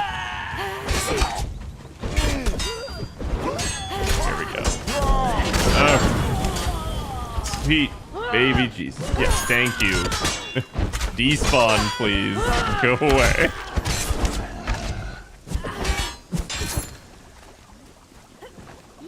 Oh my god. Yeah, we lost the archer too. He was right here, but that's fine. He's crap. I literally just put him there for a body. I see your Ash's body.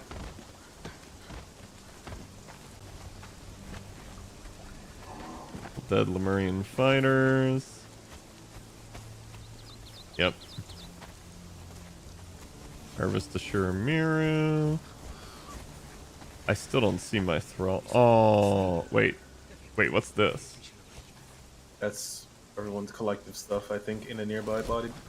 No, I think this is one of your thralls died, Ash. Where do you think you're going? Get back here. I still don't see my thrall either. What am I throwing? God damn it. It's Doofus again. Breathe the free air. Ooh, what are you? That's one of the. I Lysandra. think she's a name dancer. Come back here, or I'll sit. Set me free. What are you? Lemurian Archer 3. Lemurian Archer 3. Well, we'll put all of you to work. Where do you want the dancer? Just take her back into camp away from the purge. Really got some nice stuff here. I'm gonna take that tablet for Keto. The shit. Oh, I learned a mirror. Let's go. Wait, so these are shared then? I didn't think Yes. they were I shared. am a dangerous man. No, there are for the Surely perk. you have use of me. I see. I thought we each had our own, because, like, Ash, you must have come with a key then earlier, because, like, somehow y'all were able to open it up even though I had the keys. Comes with beneficial Yeah, I had 2 keys on me. I gotcha. Oh, so Yeah, I something just thought it was that's- like everybody could loot. Nope, everyone has unique. There's one set of loot. Oh, okay. So where did the boss die then if there's keys on them? Get me out, and There's, I think he just had the one set of keys. Ash, can you grab this Lemurian Archer 3 surely you have use of me. so that we can take him back? Listen, I'm just slow walking all this junk back to base. Oh, I think I see my character, or my thrall's bag here. get back here. Yep. Fucking A. Why am I recorded as hot? If your gear's good enough. Oh, no, because I ate a spicy hot feast.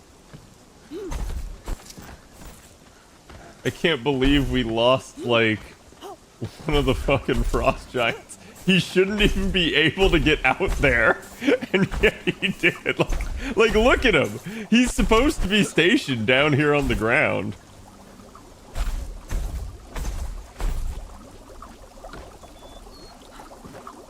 That's a rude thing to say about your avatar's booty. Wait, what?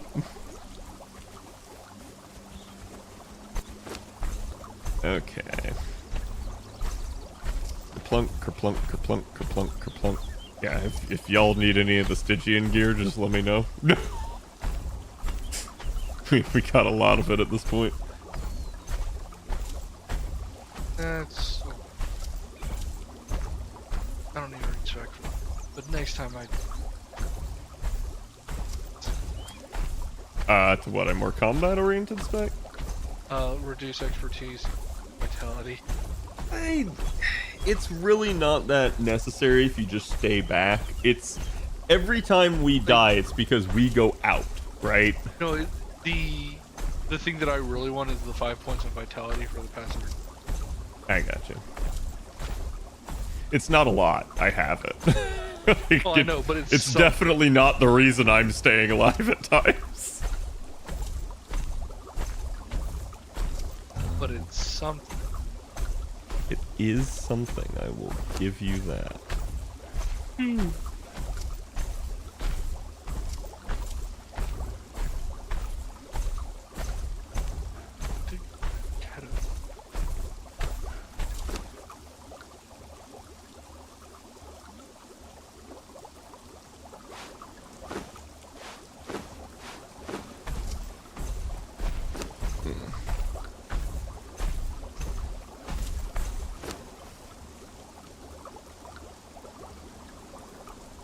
The Draketo what?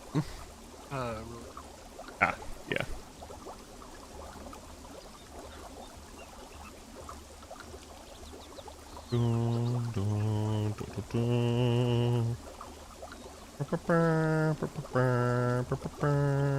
I'm afraid to open this. 750 bones.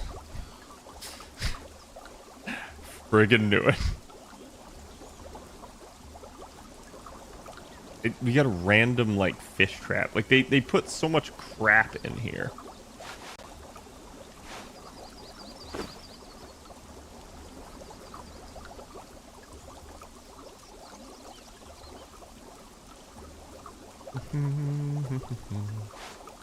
Don't care about a wooden bowl. Don't care about that or that.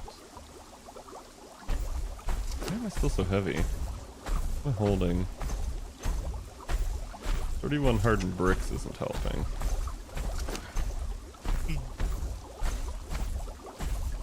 Not enough space in inventory? Oh. That's because they're over here.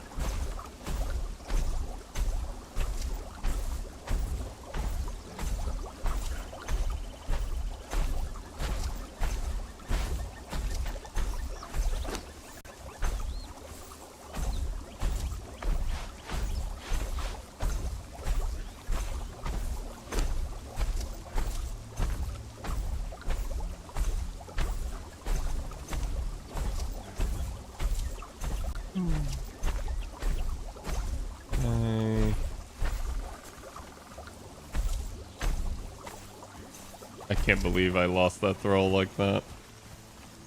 I should not have died, and the second I died, Thrall went down too. The problem is like, I've heard that you can like tell your followers to stop following, but I guess now there's like the new scouting like status where they'll just, if they're not guarding, they're scouting. And I think that's like, I didn't want to leave her there, and so that got her killed. Is ill-tempered Hans just sitting there constantly just running in place still? Yep. Good morning. Understandable.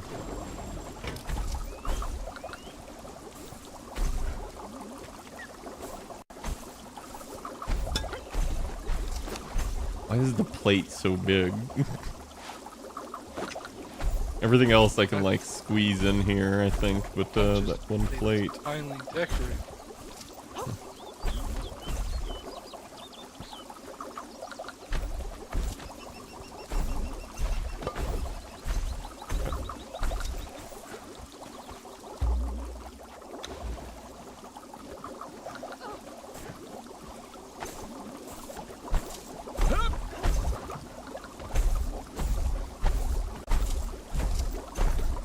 What did we do with the other Lemurian archer? He's next to the loot boxes. I'm gonna remove the stairs from here so that they can't get down. He's next to the loot boxes. Oh, did you place him or? I placed him. Yeah, here, I'll Ingo de Brondo. You named him Kintogu Loot Goblin? Kitongu. What, you put all the gear on him? Yeah. Yeah, I mean, if you want, you can keep him. I was just going to basically just add him to the defenses. Yeah, go ahead, but I gave him that so that he could be a better defense. You gave him strength stuff. Hey, all sabers use bows. All archers use sabers. Yeah, exactly. I can't argue with that logic. You're right. Oh, and when you're right, you're right. Except when you're left.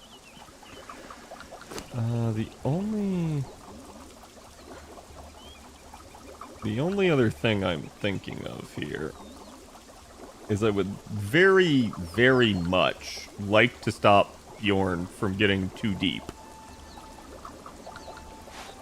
So regarding that, how much you can do, brother? If he senses, okay, so if you're knee deep in combat and he's scouting and or guarding, he will react to you fighting something within the vicinity. And then if you fight something a little bit ahead of you by walking forward, he will then also walk forward with you. So it's like he's following you, but not directly by your command.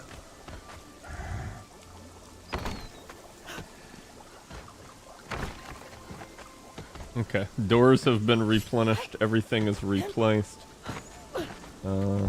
Still have 300 in that siege cauldron. We were at like 400 and something, so we've already used like over 100 of it, of the tar in there. But like, you can farm tar, and it's just saving you weapon durability that thing is working the way it is. So I am a-okay with spending tar on them getting burnt to all hell. Carrying all that heavy junk? Yeah, I carry a lot of junk in my trunk. What are you gonna do with all that junk? Inside my trunk? Yes. I'm gonna get you trunk. Are we ready to go one more time? Oh no. Let me ask my lumps.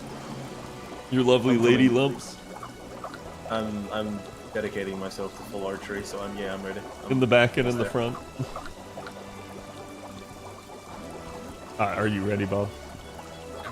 Is Creamy ready? I'm at my area right now. I can run up and join. God, my gear is like halfway already. Be rid of these dead bodies. Mm-hmm. What level's the purge doing? 5. Oh, Christ. I was the one that just kicked our ass. But now we know, and knowing is half the battle. His knowledge is power.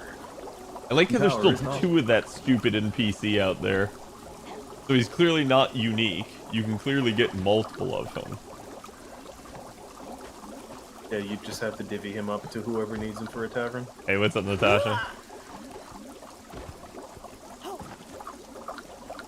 that actually has used one of its stacks. That means somebody got close enough for this to actually be a thing.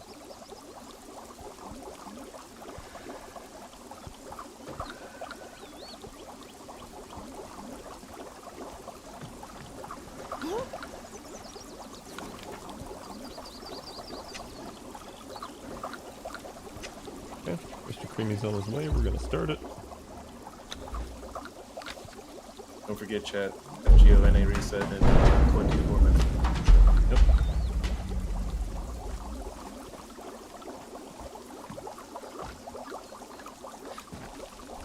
Oh, you can slide down doors. Thank God. Worried for a second there. See, this ain't got no tar. So that's part of the issue, is some of our stuff has no tar in it now.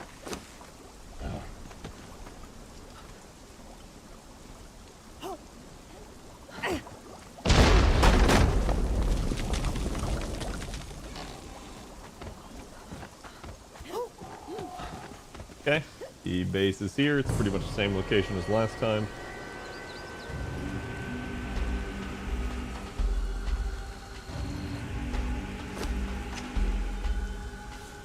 Oh, this one coming right in. None of the early fodder here.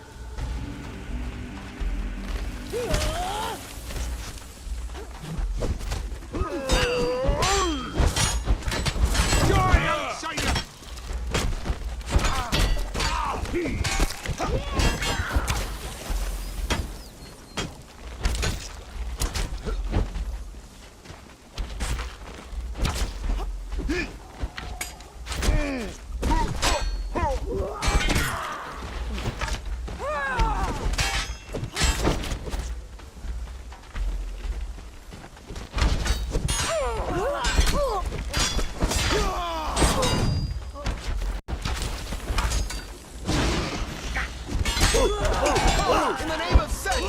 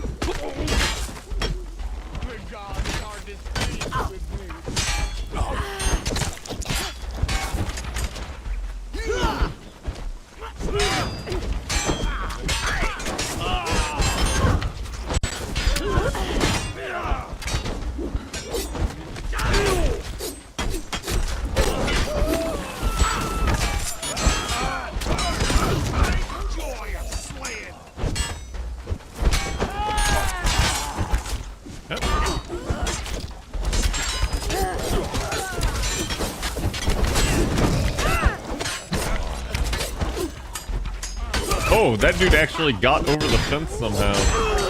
That's wild.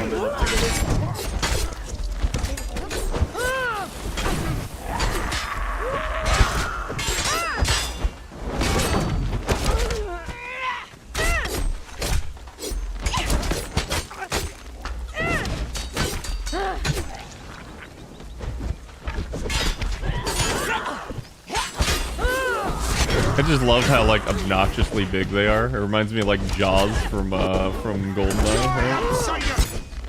They got the like comically big head. Careful, Bob.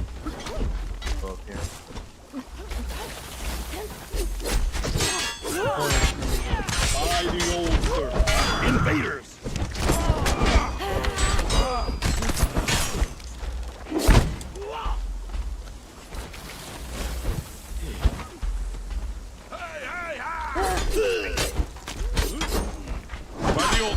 Yeah, that's what I'm saying. Like, I think I could actually improve this. I can get way better with this.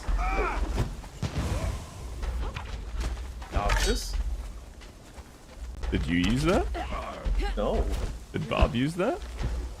Yeah, the noxious orbs are really good. I had one. So you only had the one? Yep. That's okay. You put it at the perfect spot. It's like right at the entrance there, so they're just taking damage and getting slowed. Oh no! Like it's straight up killing them. Some of them are dying in the fire before they ever make it out.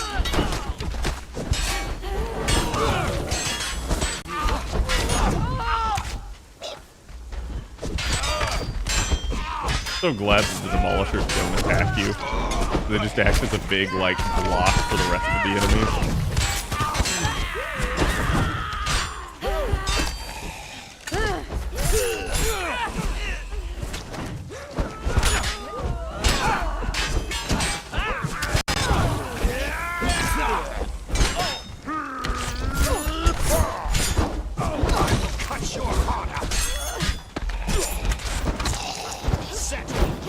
Yeah, you were blocking me and I had no stamina. It's weird because, like, you go through this period where you just have none. Like, basically, if they keep hitting you, it refuses to let you regen any. Oh, I'm in trouble. Yep. Dude, it's so freaking rough because they basically like trap you like that, and they refuse to stagger. Like they don't actually move when you hit them, so there's no way out. You're just literally body blocked. Jaws was in The Spy Who Loved Me in Moonraker. Yes, he was.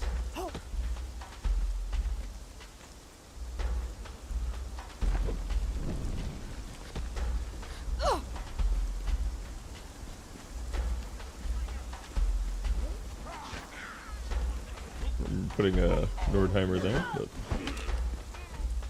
maybe I did.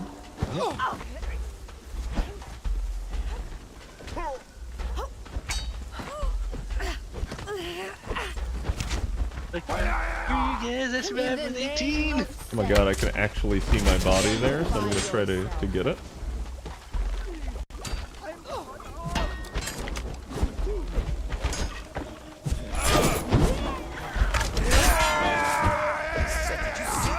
Let's go.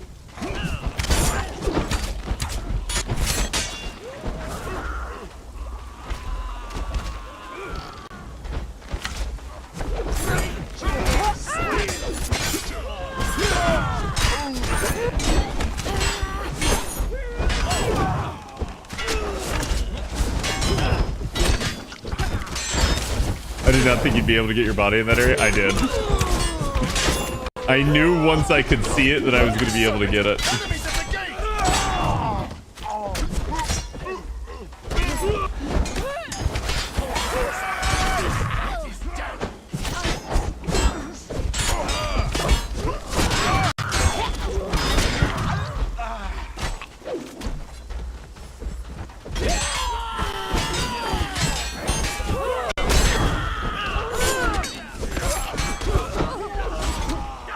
Yeah, it's the spear people with the lag are just rough, man.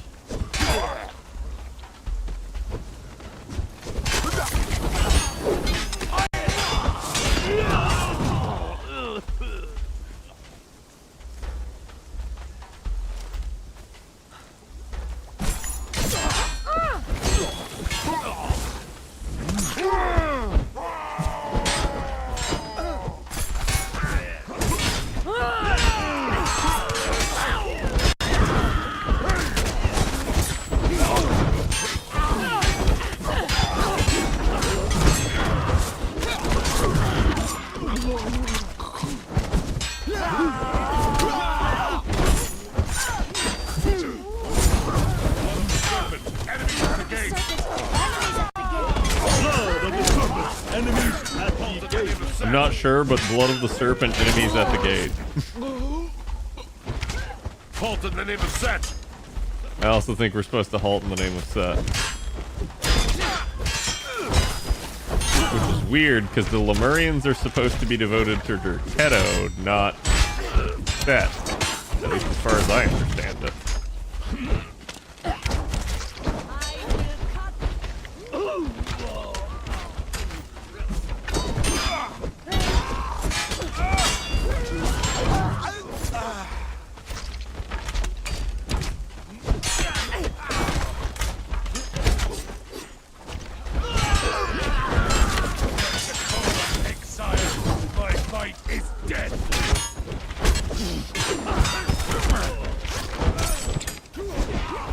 Dude.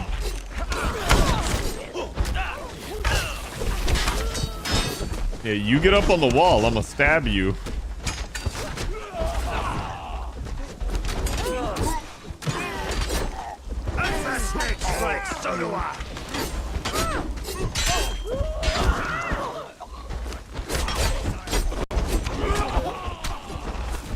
Okay, time to bandage. Enemies at the gate.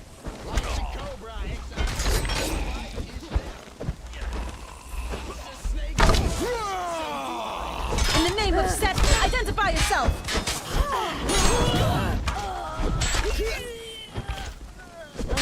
Ah, see, this time it was better. Was I the only death this time?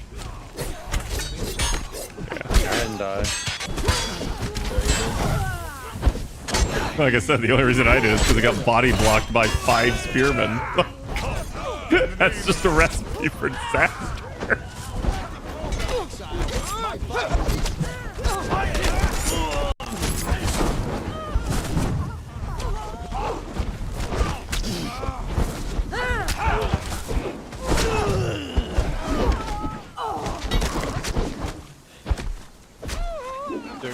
Yep.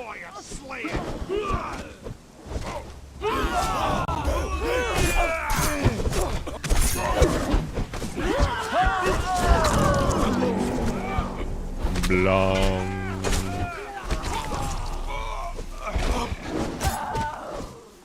Okay. Those bodies. I find it funny how they like persist for a couple seconds after that. Like they really we got do another one. need to like not. The Murray and Archer 3. Yep.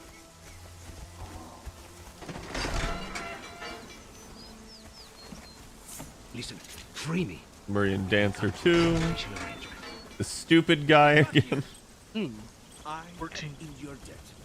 I can quite handle helping you hire good sword arms. More precepts of set. I know the right roughly. That is the Stygian strategist table schematic. I just learned it on the prior one, so if one of you wants it. Take the priest. Another heart of the hero. Go, Yeah, definitely make sure you drop that in the thing, because it only lasts, I think, for like 45 minutes. Religions can change between updates. They can. Like, in Conan, you can learn all the religions. Why, I wonder why some of the Demolishers are wearing a mask. It's just like the set mask. It's just, what they do. They'll hear. Get me out. I will be beholden. You can like learn stuff in this? There's some unique recipes, yeah. Mostly related to the purges, but none of that stuff was good.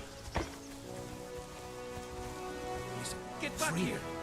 We can come to a beneficial arrangement. I assume someone took the dancer. Yeah, there you go. oh, we got an answer. Just a dancer too. Nothing special, but hey, you can definitely make her look hot. Here. Get me out, and I will be beholden to Like he's like Also begging got with a me to spider. unlock the cage for him, and I'm like, you're already out of the cage, buddy. But yeah, chat, this is purging, and like I said, this is we just did a level 5. Is a lot easier with multiple of us. If that were just me, no way I do a level 5 at the current moment. My defenses are just not built up enough for it. But I can get to that point. A lot of it is like you need your thralls actually able to be able to hold their own. Like, Delenzia never really fought this time around, but if she had, you would have seen she quite very much is capable of just almost being like a player, if not even better. She could just sit there and just wade through the enemies because she has a legendary on her. And she just, like, she'll outdamage me half the time. Oh, don't even get Rondo's going, running in and saying the bong can knock you and one-tapping people. Oh, yeah. We should put a dismantling table over here. No, it's fine. Like, we'll just... because, like, a lot of the stuff is just outright junk. So I'm just gonna, like, basically just mule it all over there and just go... and just dump it all in. And I don't think there's any issue with that. None of the weapons that we've looted have been worth. And I suspect that's partially what's gonna happen is your general trash loot will just get better. So that, like as you go up in tiers, so that, like, you know, again, as you're using, like, star metal stuff and everything against them, like, you'll probably get some back as a result, and it won't be nearly as bad. Especially, like, if you get the thralls to handle the majority of the load for you, that's gotta be a lot better. Let's throw that in there.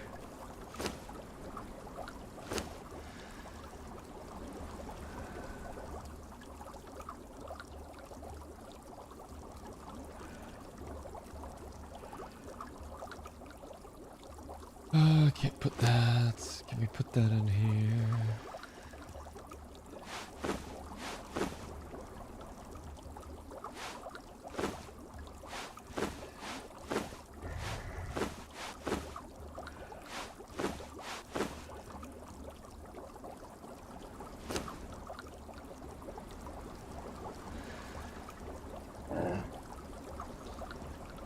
We're actually not overweight, which is good. We've gotten enough of those stupid infantry rations, which is kind of nice because it's basically like, I think it's a slightly better gruel. And I just keep going up to the top and dumping it in the thrall pot. So that, like, they're really not putting a dent in the gruel of the thrall pot at all, which is kind of funny. What do the rations do besides being food? That's it. I think it's like, it has a durable effect, it says, so I don't know if that just means that it lasts a long time or what, but yeah, it's like, either way, it's just gonna sit in the thrall pot, and they can all pull from the thrall pot so that they don't have to have food on them.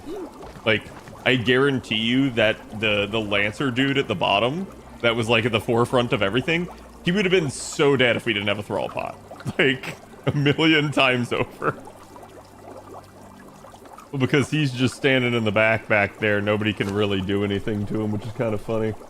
Gonna restock your turret? Yeah, like, that's gonna be the last one we're gonna do for a little bit there until I do that. Like, I'm gonna have to work on the fortifications, work on gearing up the thralls, work on getting, you know, the tar replenished and all that. Does the thrall pot contain man? I mean, if you've got a man to stand in the thrall pot, sure. I'm not sure you would want to. I don't... You know, gruel is already not tasty as is.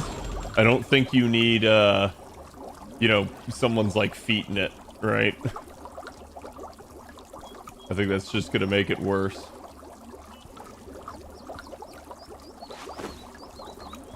And then the rest of this is just gonna be, like, tchotchke stuff that I just gotta get rid of slowly over time.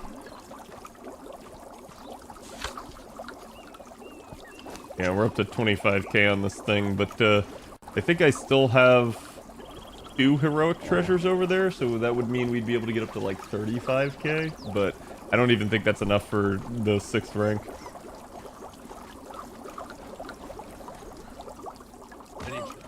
The 6th rank. I don't think we are either. Like I said, I gotta work on this some. And ideally, like, it may be good to change the layout some so we can talk on that. But it is interesting to see how well this works, because if you don't have a, like, sort of snake pattern like this, they will just, like, run in. You could definitely get them caught on things, definitely get them to, like, get tricked, and you guys could see just how badly they wanted, like, the main girl up here. Like, the girl operating the thrall pot. Like a dedicated support archer builder. Rotating between noxious arrow, poison arrows. Yeah, no, that's how the majority of people do it, is they just make a ton of noxious arrows and they let their thralls handle a lot of it. It just gets very difficult for them at the highest tiers otherwise. But you can see, that's why it's just like, I don't care if it's an archer, I'm just gonna go put them up on the walls, because they're just yet another, like, form of damage. And we have 1, 2... But they need bows and arrows, or I guess they don't need arrows. They don't. They will fire arrows constantly, but it's just the shitty, like, base arrow, so it doesn't do a lot of damage. But it is infinite, so... We get an army of thralls and just make, tons of noxious arrows, and they just rain the poison arrows into the pit. Yep. Yep. No, and that's one of the things I want to do, is I want to make a choke point that they have to go through, and that's going to force the stupid archers to group up. And then, you know what I'm going to do to that. It's a choke point. Time for another siege cauldron. It's like, you'll get the archers grouped up right underneath the siege cauldron, just getting obliterated by it constantly. And that'll get rid of the annoying dudes that, like, sit there with the fire bombs and the frickin' you know, bows and arrows and just sit there pelting at you from a distance. But Ash, Creamy, and I we were going in and taking out archers at the back line. Yeah, that's kind of what you had to do. It's either that or like what I keep doing is like I stand in the back when I'm alone, and if I feel like there's way too many archers, I just go hop over the wall. And that usually brings them in. So then they have to like come into the actual maze, and then at that point, you know, either the pots handle them or like I end up going after them. We lost slightly disgruntled Bjorn's brother today. Ill-tempered Hans is no more. It's a real shame. Salt and pepper. I see. Y'all got some interesting names. Wait, Lemurian Archer 3 is no longer following me. Was he following me? I didn't even see it if he was. Where are you going to get another giant? Actually, you can get giants pretty easy. You just have to get the spawn. Asgard? Yeah. Yeah, quite literally. Actually, I think I'm supposed to go to New Asgard for the battle pass. Yeah, visit New Asgard, so I just gotta go, like, run up there real quick.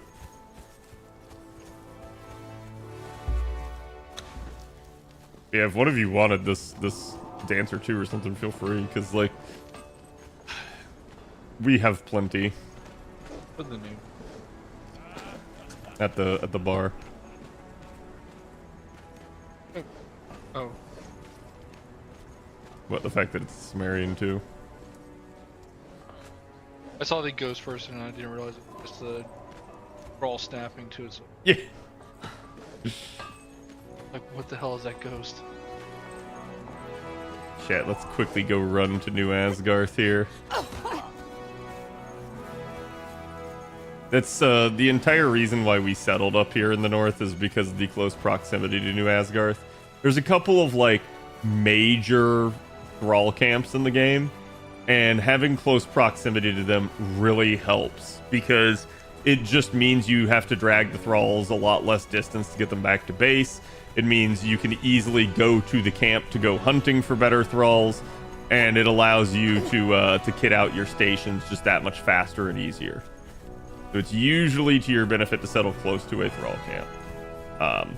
And thus the ideal like things in the game with regards to like considering your base, at least from a PvE sense. PvP, completely different.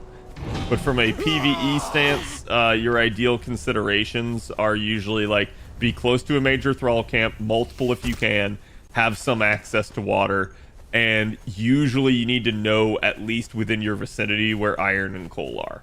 That's it. And knowing where the iron and coal are is just going out and finding it. There's always some nearby, but it may be to varying degrees. Like, we have a ton of iron. We have never wanted for iron because where we settled in this like middle part of the valley right here, like you can see like just how much iron is right here on the side. So like the gray is normal stone, but the like gray with like some reddish tint here and here, like all up the side of this, that's all iron. So like we've always just been able to like walk right outside of our base and get more iron. It's never been a hard part. Inmate gap. Yep. Ironically enough, water is actually the resource we didn't have, but it's not that far away. It's literally just over the ridge right here to what I like to call Wolf Lake. So it's like that didn't take long. And eventually around like level 30 or 35, you get wells. And once you have a well, you don't have to go get water. Speaking of, I would like a well. You can take the one back over there. I think we just moved this well because it was in the way, but Yeah. like this And one you you have could the absolutely nature- you take have back over there. Or I you can have make the- you another pretty well. Yeah, the pretty. The pretty well is better. I do agree with that, but we can come up with solutions. Oh, that's where the other harp is. Did you take the one out of my room? Nope. I have 2 more. Like, not even kidding. I know, I saw the two at the stockpile. Yeah, so it's like we actually have quite a bit of wealth. Each of these coin piles would add to the wealth. There's a couple other things here as well, like the jade warhorn that would. But like we just had to move the treasure coffer because of it. Because if you had the treasure coffer up here, for some odd reason it said, "Hey, see all that flat land out there? Yeah, I refuse to spawn there." And then when we moved it down over there, it's like, okay, now it's close enough. So I think they need to improve the spawn distance of it, just at least a little bit. Like, it doesn't have to be anything crazy, but I'd say like double what it currently is would be fine. I'm sure it's probably an issue with like it needing to calculate pathing, but I feel like it would resolve a lot of the issues with, hey, there's not enough space. And that would really help things. Because like right now, part of the issue is like, even if it wanted to, it can't really spawn up there because we have the other gates blocked. Like, I don't know if you can see it, but there is actually a wall right along that gate over there. So that like the gate is temporarily sealed while we were doing purges. We can open them back up afterwards, but we basically had it in place where we have like an airlock system going into the base. Or by the Busty Dancer, got it. I did read today one of the dev comments that was apparently, I guess, like they're going to be working on music for the taverns somehow. So I would love it if they had like, oh, hey, you can put down an instrument and make one of the thralls play it. I feel like that'd be awesome.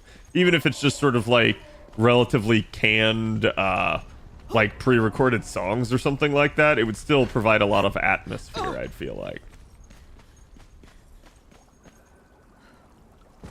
And which, in that regard, I'm actually surprised there hasn't been like a mod or something that's done that. Maybe there has been, and I haven't found it. But we still have tar in some of these. But yeah, we're gonna have to manufacture some tar, which usually just results in us having to skin a lot of animals.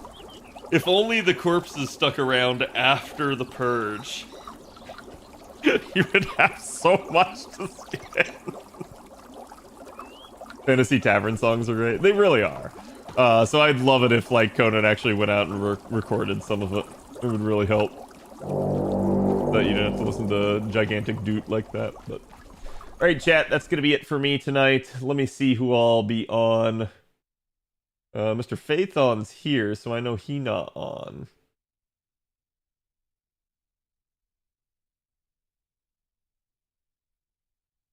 I see.